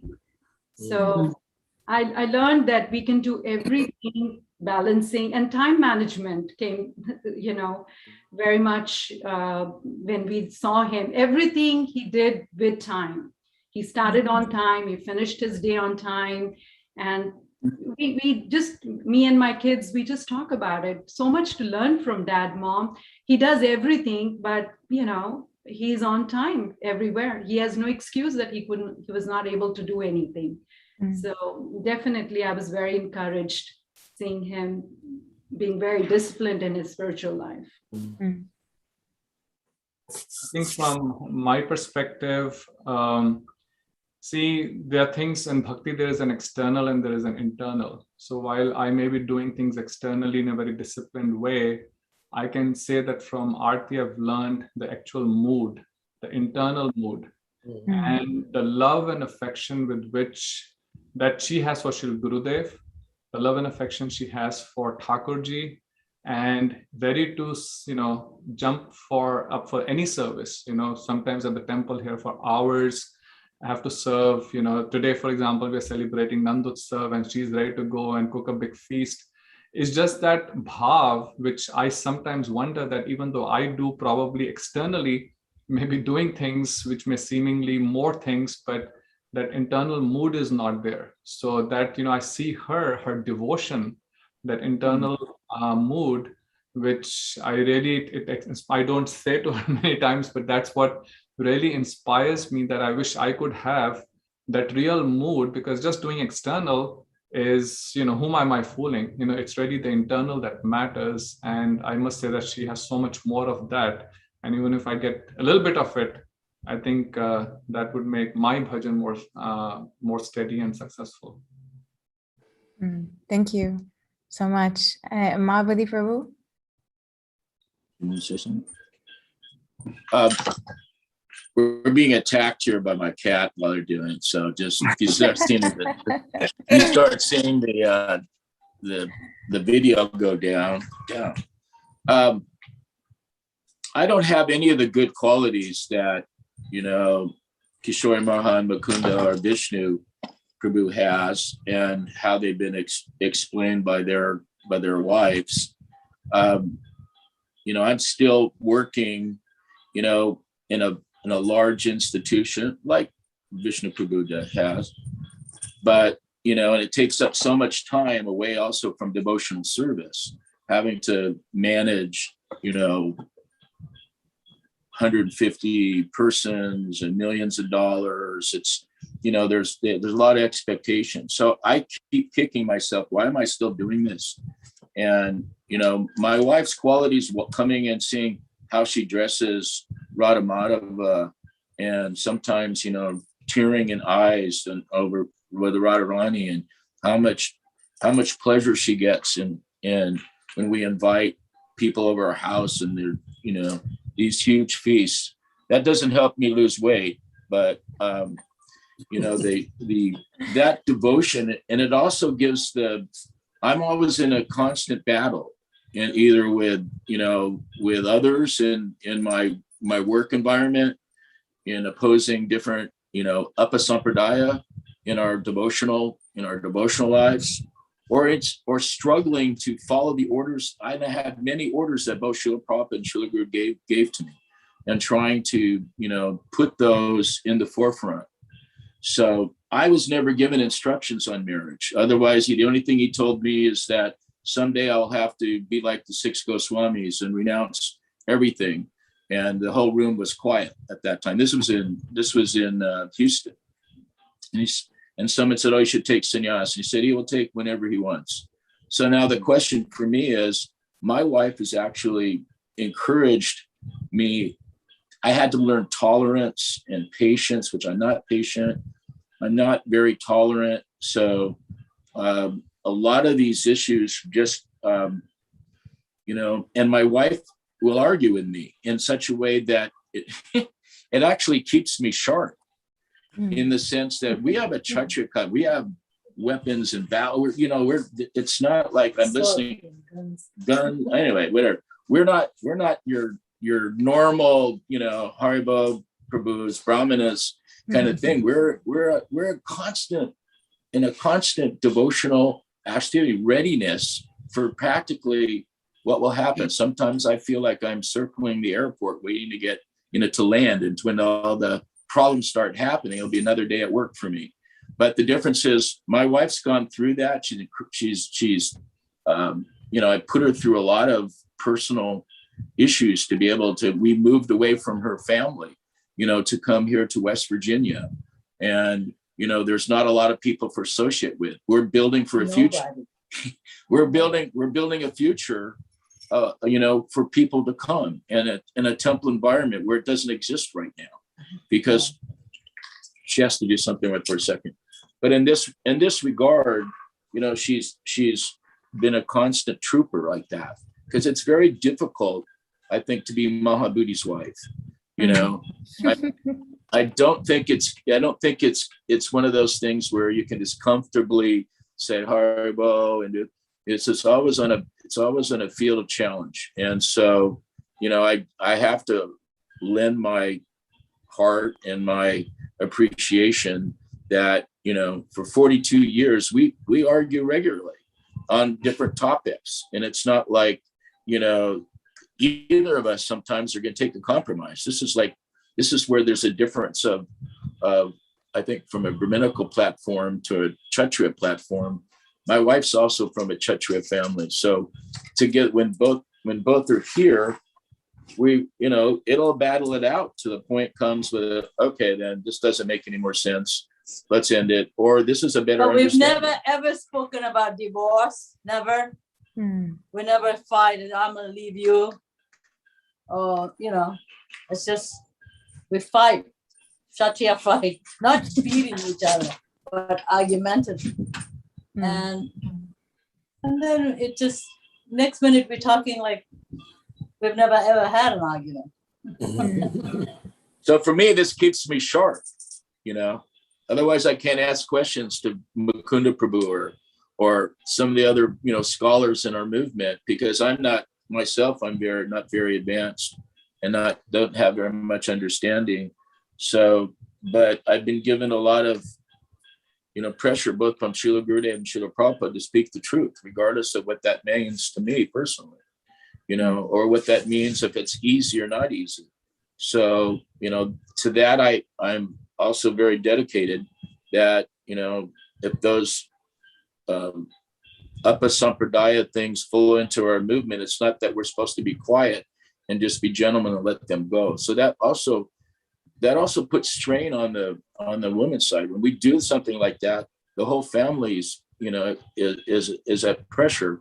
But our family is all into that. But our whole family, including my son and us, everyone is very much we're on the same platform and very strongly believe both in Srila Gurudev and Srila Prabhupada. Both my wife also, who was initiated earlier in ISKCON, renounced that, took 3 times, and announced that took Srila Gurudev. Srila Gurudev, gave a lot of mercy to her, as well as to my son. Not really. I never had any association with Srila Gurudev. Just one time. To us. Yeah, at Shashikala's house, we went to meet with that, but the last moment I decided to get initiated, I had a very, very bad association. I was associating with some, I hate to say, but some, Ritviks that had the very, I just had a bad association. And then at the end, I decided I need to get away from that and just go and get initiated by Srila Gurudev. And what was nice is I've never ever had any other association with Srila Gurudev. I knew who he was. I encouraged my husband to go. And Gurudev waited for me. It took me 2 hours to drive. And he waited patiently. And when I finally went to get initiated, he gave me, first and second at the same time. I couldn't talk. I didn't know what to say. I was just lost for words. I just sat down and I just cried. I had my head down and I was just crying. And Gurudev chanted and he gave me my beads. And Mukunda Maharaj kept coming and Madhav Maharaj kept saying, "Why are you crying? Why are you crying?" And then the only thing Srila Gurudev did was, that's all that I hold so dear to my heart. He looked at Mukunda, Madhav Maharaj and said, "Leave her. She has a good heart." That's all. And that's the only thing. And that's all the association or whatever I've had with Srila Gurudev. That was it. Nothing else. No instructions. And after that, he left. I was the last one to get initiated here in the United States. And then after that, Gurudev left. Sweet. So sweet. I thank you all so much for sharing all of that. So wonderful to hear that. I want to ask one more question and then we will move into our rapid fire just to keep things fun. And then I'm just going to make a little announcement right now that if anyone, any of our viewers who are watching, if you have any questions for any of our lovely panelists, our amazing Grihast devotees, then please ask those questions. You can place them in the chats and YouTube and also Facebook, and then we'll go through them at the end.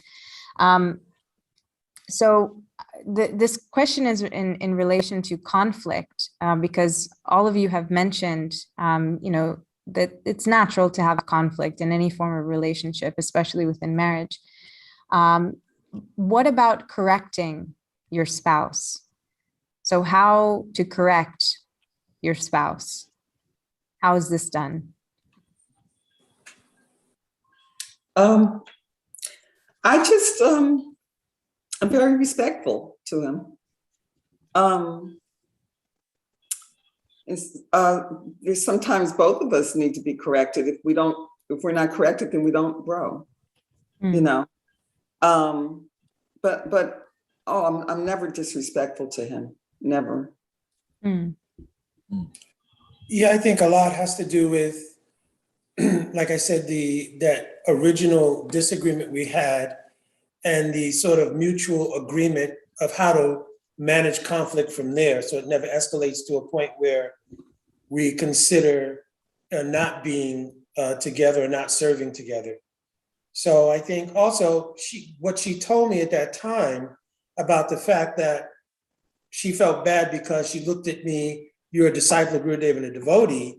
So I had to think, well, yeah, I mean, that's the right perspective. She's a disciple of Gurudev and also she's a devotee. So I have to consider if it goes outside of a certain boundary, this becomes Vaishnava Aparad. So not just a matter of it's my property, my wife, and we can say anything or do anything. So in making corrections, that foundation is there that we're aspirants in Vaishnavism. So we have to be careful not to commit Vaishnava Aparad. So in making a correction, we could put all the logic, reasoning, everything on the table, and we may even come to a mutual disagreement about the outcome of something, but the mutual respect, which I think I learned greatly from her in that first encounter, is always maintained. And it served us well over the course of the years. So, Kishori Mohan Prabhu, Sudevi Didi? When it comes to correction, I would say I choose my battles. That, you know, I like to make sure that if there's something that needs to be said, that, you know, really it's something that will be conducive, whether it's to our seva or to our relationship. It has to be conducive. If it's little things, you know, oh, can you do something this way? And he doesn't. I don't get on his case. At least he tries to do something. So, I mean, I'm being vague, but the point is that I think that for us, well, for me personally, I have to make sure that if I feel that he needs correction, which I rarely do, I think that for us, we're trying to do everything as a service. And it's even within our relationship, we're very careful. One thing that we never do is judge each other spiritually. Like if he's doing well spiritually and I'm lagging a little bit, he might encourage me, but he never judges. He never, we never get in each other's spiritual life. What's between me and my Gurudev is different than what's between him and his Gurudev.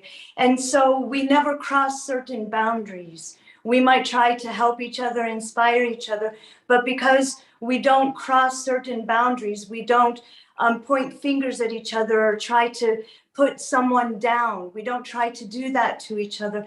So generally, when we're maybe giving some kind of a critique on each other, generally it's for seva.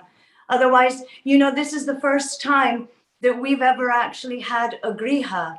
You know, we've always been for 20 years almost continually traveling and preaching on the order of Gurudev.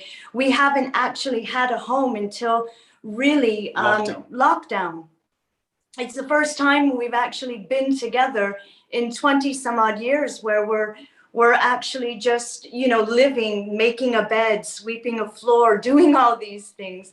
So it's not something that we really fight about or anything. I think it's generally for seva, and we're very careful with each other when it comes to service. I find correction, generally the tendency or the need to correct comes if I feel that maybe another devotee is being offended. And some of our biggest disagreements would be on that. I'd be like, I think that what you're doing or what you've done is offensive, and I can't tolerate that. And she also takes that role with me. So that's when a correction would come. But when it comes to those particular things, we start listening, because if it could be aparad, then we want to be very careful. So how to approach correction it's Well, different generally, every time. if we actually put Gurudev, you know, this is for our seva, and I need to tell you this. And then we sit down and we're like, okay, this is serious. And then we listen. Otherwise, we're new at the griha part of marriage. So we don't have much. The first 3 years of our marriage, we didn't live together for 2 of those years. And then right after that, Gurudev sent us traveling the world and preaching. So basically, this is the first time in 27 years that we've actually been able to live together. And we seem to like each other a lot. We're friends. We're We're good good friends. friends. We're best friends. Good. Vishnu Prabhu and Aarti Didi? So when it comes to correction, I think we have so many things to deal with when kids also come in. You know, they're like, I'm observing few things, but the baseline that I would say is that works the best, and we have tried a couple of things, is like love and respect. I have to be very respectful, and I have to see when it is conducive to talk, when he's, you know, like when is the right time to talk to him. I just can't storm in and say anything anytime. So I think that works best. I think when you're talking about in a time of a conflict, how to correct the spouse, I think we all have a tendency then when there is a conflict, we tend to think that I am right and the other person is wrong, and we're trying to correct the other person. And that's when it creates more conflict, right?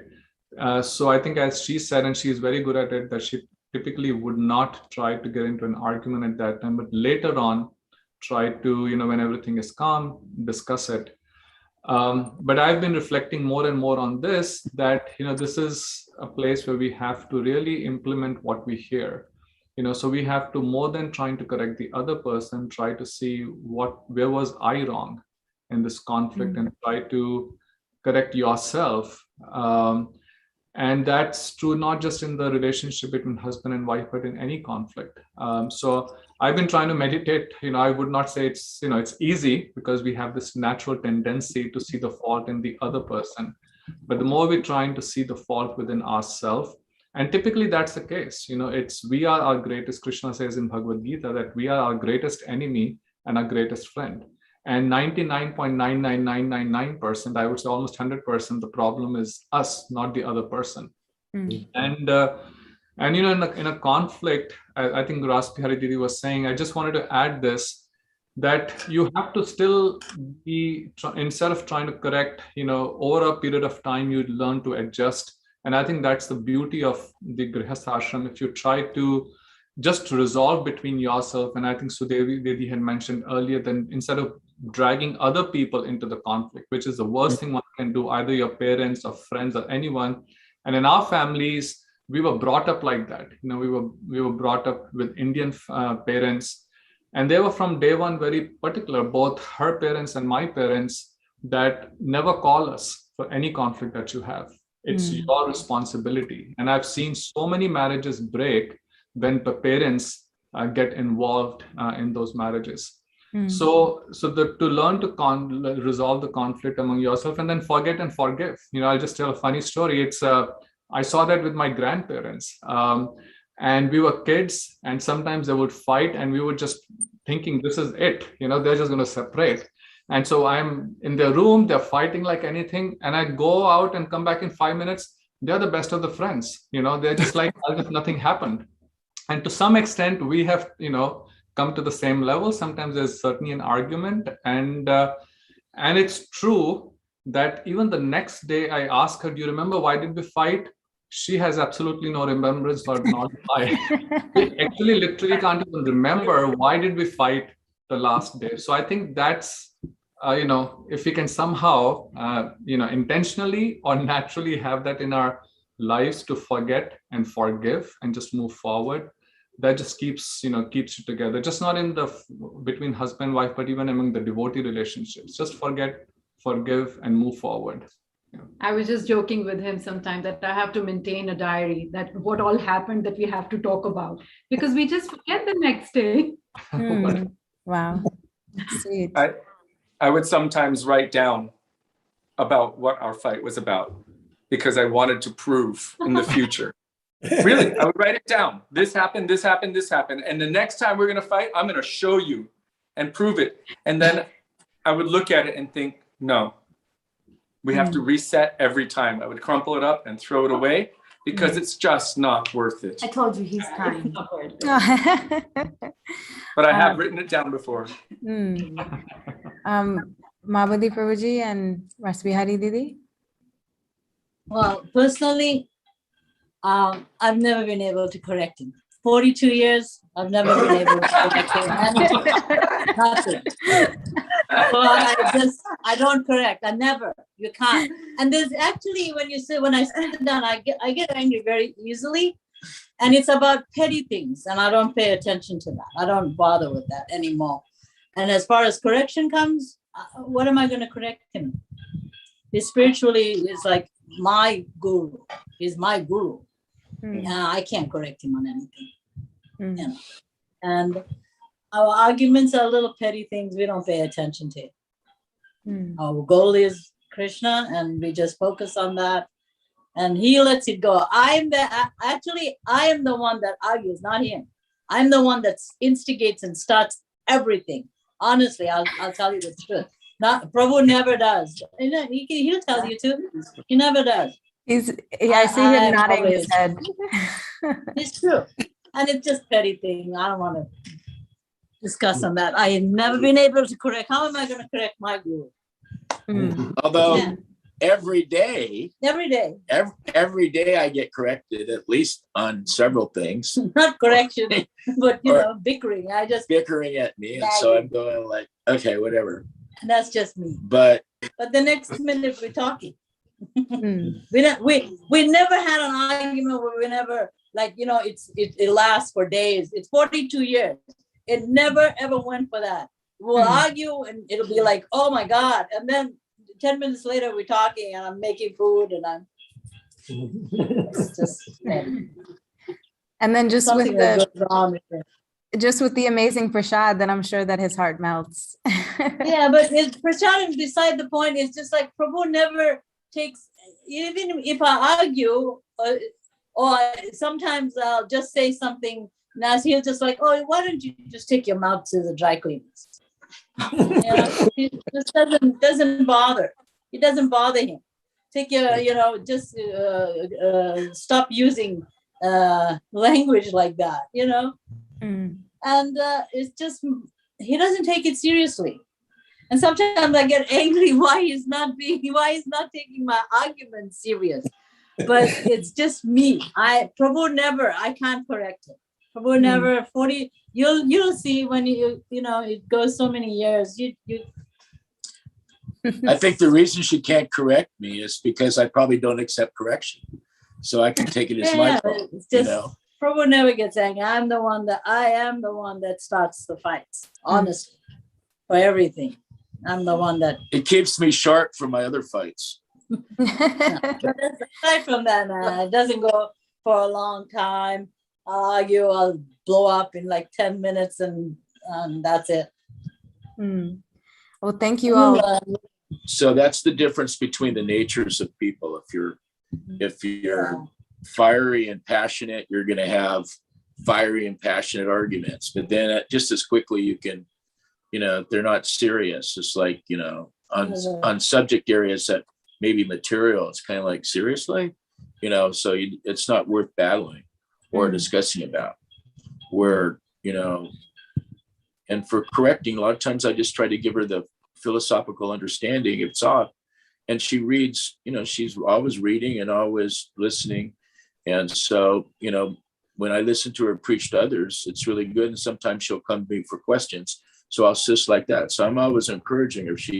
When she goes out into meeting all the local people, she's much more, people always come and ask her questions and very affable. And so, we get many of the local people, wherever we're at, will come and want to participate and want to hear because she presents things in ways that, they can really appreciate. So I just try to keep her moving kind of in the right direction.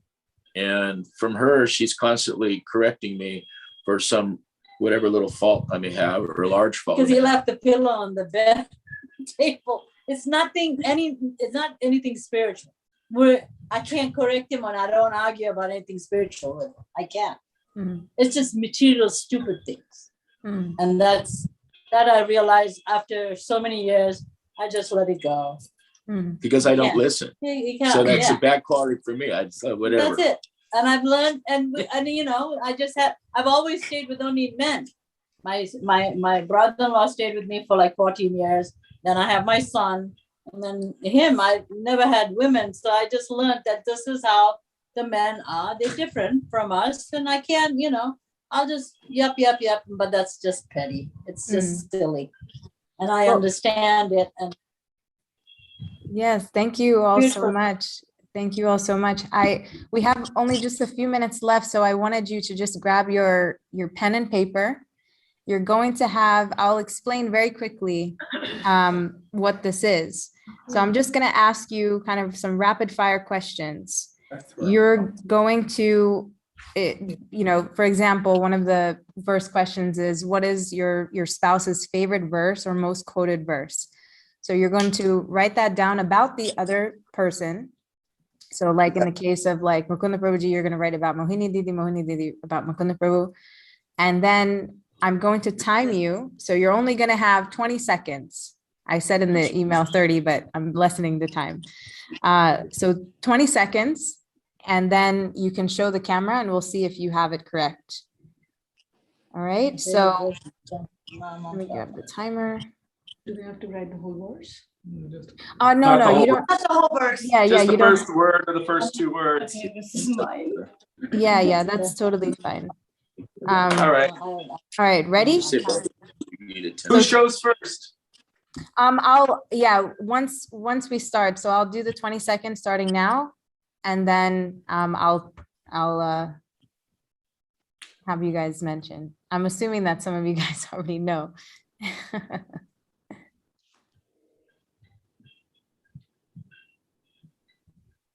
All right, 5 seconds. 3, 2, 1. All right, so let's do Prabhuji's. You show the verse Which first. Show your thing. Oh, Prabhuji's. Prabhuji's, yes. Oh, sorry. I don't know if you can Wait. see my, That's supposed to do it. I can't So tell I'm you. seeing, yes, so Kishori Mohan said, Anyabilasita Sunyam. Mukunda Prabhuji, I can't really see yours. It's Vacho Vegam. Vacho Vegam, okay. And then Manmana Bhav. okay. And The then Maha mantra. Mahamantra, okay. So for the spouses, is that correct? Yay or nay? No. It's correct. Okay. All right. So now, Didis, you will show. Okay, I don't know the whole verse. Thomas and Grhastha Lucia. Perspective. Okay.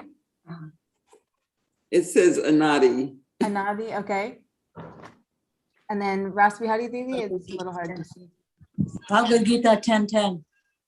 Ah, yes, they show you. Yes, I would have figured that one. Okay, so for Sudevi Didi, what is the correct verse? Well, you know what? We've never talked about our favorite verses because there's too many. So I gave my favorite verse. Oh, okay. Okay. Well, I guess I didn't get her favorite verse right. That one. Oh, very sweet. Okay. All right. So next one, you have 20 seconds. My Actually, favorite not- verse? Was that your favorite? Yeah, because Okay, so we'll do, what is your spouse's favorite bhajan? So favorite bhajan as in song, Gauranga Bolite Habe, like that. 15 seconds and starting now. What's one I would sing for you?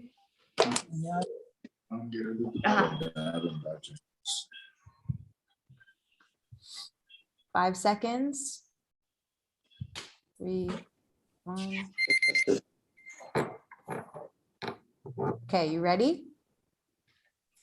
So instead of showing the camera, I'm gonna have you guys actually show your spouses. And then I want you to just say yes or no that you have it correct. No. No. Okay. So for Kishori, Mohan, Prabhu, and Sudevi Didi, what did you write? And then what is your favorite bhajan? I wrote Gaurangera Duti Pada, and it was wrong. My favorite bhajan is Bandhu Sange Jaditava, Ranga Pariha. Okay. And for Sudevi, I wrote Gurudev Kripa Karke. Wrong. No, Jeev Jaya Prabhupada. Honestly, I don't have a favorite bhajan. I have too many. Okay. Okay, so for Aarti Didi, Vishnu Prabhu? Yeah, same thing. We have too many, but I wrote for her Radha Krishna Pran more because I know she likes to sing there. Yeah. So I think is that okay? Yeah. And Didi? So I know he is always singing Dekhite Dekhite Bhule Baba Kabe. That's correct? Yeah. I mean, Oh, I perfect. normally don't sing it publicly, but that's my favorite. Yeah. Certainly. Oh, We discussed wonderful. it in advance. That's probably not correct. Mukunda Prabhu and Mohini Didi? I wrote, and maybe because it's partly one of my favorite bhajans, but I wrote for her because we were in the car once and we were memorizing it by heart. Was Shri Guru Charan Kamal Bhajaman. But she says that's not really her favorite. Her favorite is Ke Javeke. Ah. And his is Radhanam. Ah, yes. It's true. We'll sing that tomorrow. So that's why Prabhuji, any time that you see me, then you always request that bhajan to be sung. Echo Ramani Shiromani. Yeah. Ah, yes, yes. Oh, yeah, that's And beautiful. Mahabuddhi Prabhu and Rasavihari Didi? She likes all of Prabhupada's bhajans. I mean, we constantly hear, and even in the background here, Prabhupada's bhajans are playing 24 hours. So she hears those. All of Prabhupada's bhajan. And for now. And his is Vrindavan, but he listens to all different, but Vrindavan bhajans are his favorite. And I can't say any particular one because he likes any bhajan is like always he loves it. For me, I have to have Prabhupada playing 24 hours. All the time. Nice. All the time.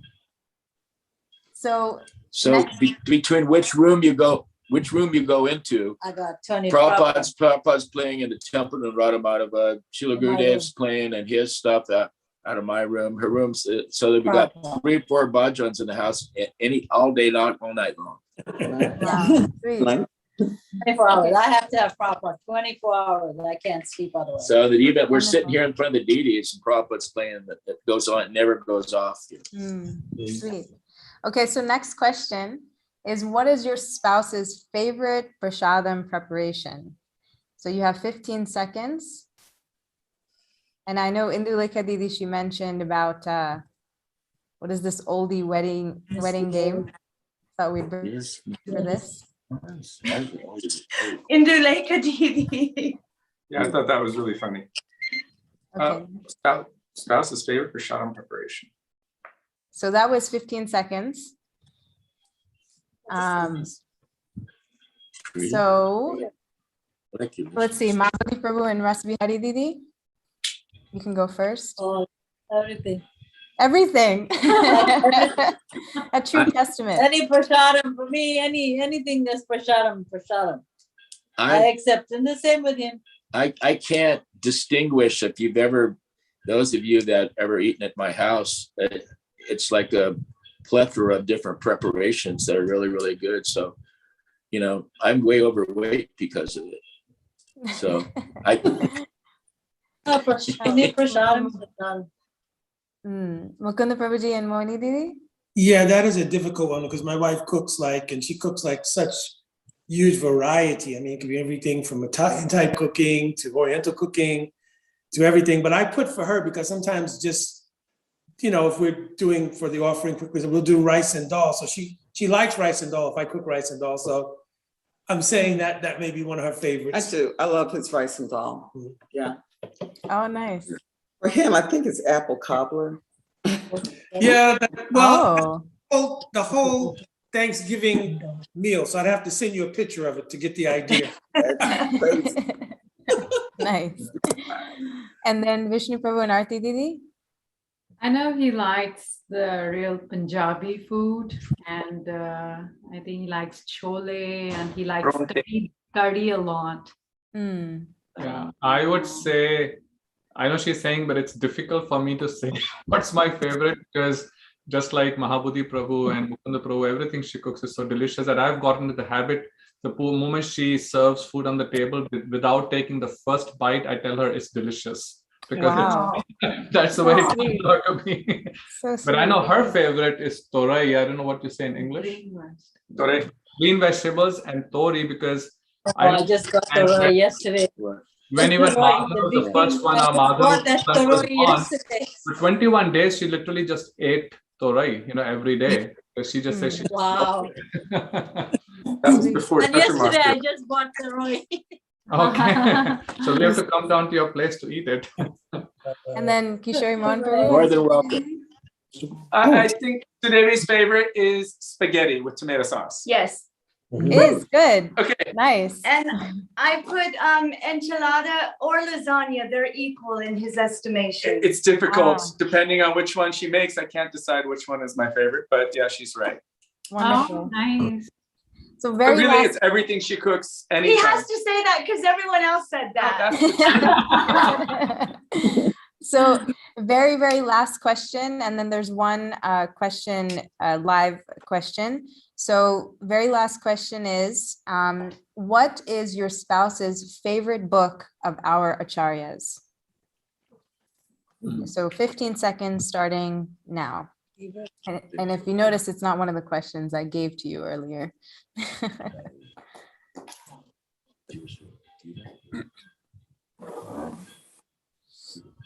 So 3 seconds, 2, 1. And that is your time. Okay, so let's start backwards. Let's do Kishori Mohan Prabhu and Sudevi Didi. That lecture of Srila Bhakti Lecture Sridhar Maharaj, known as Success of Faith in Sermons of the Guardian of Devotion, Part 2. Is it correct? Yes. Ah, nice. And then Didi? For him, I would have to say, it's like the lasagna enchilada. I would say Secret Truths of the Bhagavatam and Prabandhavali, I think. Pinnacle. Oh, Pinnacle, sorry. Yeah. Those are the two I would choose. Yeah, that's a tough one. Pinnacle of Devotion is my favorite. Sorry, and but Secret I said Truths of the Bhagavatam. Prabandhavali, but I was... You meant that one? Yeah, but anyway, they're equal. For Yeah, both of those. Nice. And then Mahabuddhi Prabhu and Rasavihari Didi? I don't have any favorite. I read all the books for me is special. All of Prabhupada's, all of Srila Gurudev. We have a library. Yeah. So they're all special to me. And mine? Yours, tell them the name. Rasa Panchadai, the 10th Canto Bhagavatam with Jiva Goswami, Vishnu Chakravartis, and Srila Gurudev's commentaries. And then For me, Vishnu, all of them. Vishnu Prabhu and Aarti Didi? I know, I don't know if I'm right or wrong. He's a big fan of Jeev Dharam. Yeah, that's true. Okay, good. And I think I've read, she's been reading a lot of Bhagavad Gita and different, Bhagavatam. Okay, nice. And then finally, Mukunda Prabhuji and Mohini Didi? I think for her, Jaiva Dharma also, she's gone back over it a number of times. I don't know if that's just because of the instruction of Gurudev to read it multiple times, but she seems to like that. But she likes a lot of different ones, so I don't know if that's true or not. What do you say? Is it correct? Yeah, it's good, but I like the Rasa Panchadai also. Acha, nice. And I think for him is the Venu Geet. Is it correct? I think maybe more for me now, it just could be a thing, is maybe Sandarbhas. Because years of absorption studying Sandarbhas, so it may be it. And also I like Goswami Granth, Utkari Kavalari, and Hamsadut, like this. And Ras Panchadai also with commentaries. So yeah, thank you all so much for participating in that. There's one question, and then I will let you go because I know Srila Gurudev is very timely. and we're a little bit over time. But the question is, it's one thing to be convicted not to divorce ever once married. How does one develop that conviction with a potential partner during the dating or courtship phase so it actually gets to marriage? We didn't have dating and courtship phase. We didn't have dating and courtship phase. Marriage was arranged and we got married. It was our aim. We knew we would get married right away. We were best friends. Okay. We kind of planned our own marriage so we wouldn't have to go through dating and all of that. Yeah, I think We never dated, we never went out. Yeah, we actually spent about 20 minutes with each other before we decided to get married. So basically, Gurudev had met her, and then my family had met her. I was doing my PhD here. I went to India, and we went into a room. We spoke for 15-20 minutes, and we came out and we said. And in those 15 minutes, he recited 2 shlokas of Bhagavatam, and he just asked me to, he wanted me to take initiation from Srila Gurudev, and we were talking about Srila Gurudev, and that's it. But now we sometimes joke, had we gone out on a date, we probably would have never gotten married. So it was a good thing that we didn't go out on a date. Wow. I think also we were kind of determined because we had both been in ISKCON for a long time, so we didn't really have so much courting phase. We spoke on the phone somewhat, but everything was geared towards we're going to get married. Other than that, we weren't too much like men and women associating. It's just, I think that's from the previous of ISKCON days. So once we met and decided, and then we actually talked about pragmatic things like what we want in life, what we want to accomplish. That at the time that because I met Srila Gurudev originally in '86 when I came for Padayatra with ISKCON, but then in '92 I started writing him and everything. So I was already convicted that I was going to take shelter of Gurudev. So we discussed that because she was also in ISKCON previously, and she was completely fine with that. So we were determined we would get married, and that was kind of it. Yeah. So you're saying that the conviction really it should be there early on, that you both will enter into this commitment together. Yeah. But Yeah, I never will want to enter into it thinking that I want a divorce. That, sometimes things just don't work the way, you want them or you plan it to, but I wouldn't enter into it thinking that I'm going to divorce. Yeah. Right. Well, honestly, this has been such an incredible 2 hours of just hearing from such stalwart Grihast devotees who are under the shelter and guidance of, Srila Prabhupada, Srila Gurudev, and are so dedicated to following their instructions, so committed to their vows, and also committed to not divorcing. And this is something that I really gathered from all of you. You both are very committed to each other. You both are very near and dear friends, and you both are helping each other in your spiritual journeys. And it's so encouraging. And I hope that what everyone else can gather from this, who is watching this now, who will watch just later, is this same conviction that if you do enter into Grhasthashram, that it should be with the same seriousness and commitment as if you were offering your very self to the lotus feet of Shri Guru and Shri Gauranga as a pair, as a couple. So I am so completely grateful, so completely indebted to all of you for taking the time this morning or this night, for Kishori Mohan Prabhu and Sudevi Didi. I know you just left your class and then entered into this. So I'm so incredibly grateful to all of you. Hope I don't cry, but thank you all so much. Sorry. I think it's because all of you have so much dedication to Srila Gurudev, and it's something that even my mom said it's making my heart smile. We both have big smiles, and I honestly can say hearing all of the instruction Srila Gurudev has given you guys, I've been smiling this entire time. So thank you all so much. And I'm hoping for everyone who's watching that this is not something that it's a one and done thing. We hope to have individually, possibly these same couples, if not other couples, to come on. And this, Grhastha Perspective will continue so that we can also hear from other really amazing Grhastha devotees. So my humble dandavat pranams to all of you. Vancha kalpatarubhasya kripasinivayamcha patitanam pavanebhyo. Thank you, Didi, for organizing it, and thank you, Thank you so everyone. much. Then Well,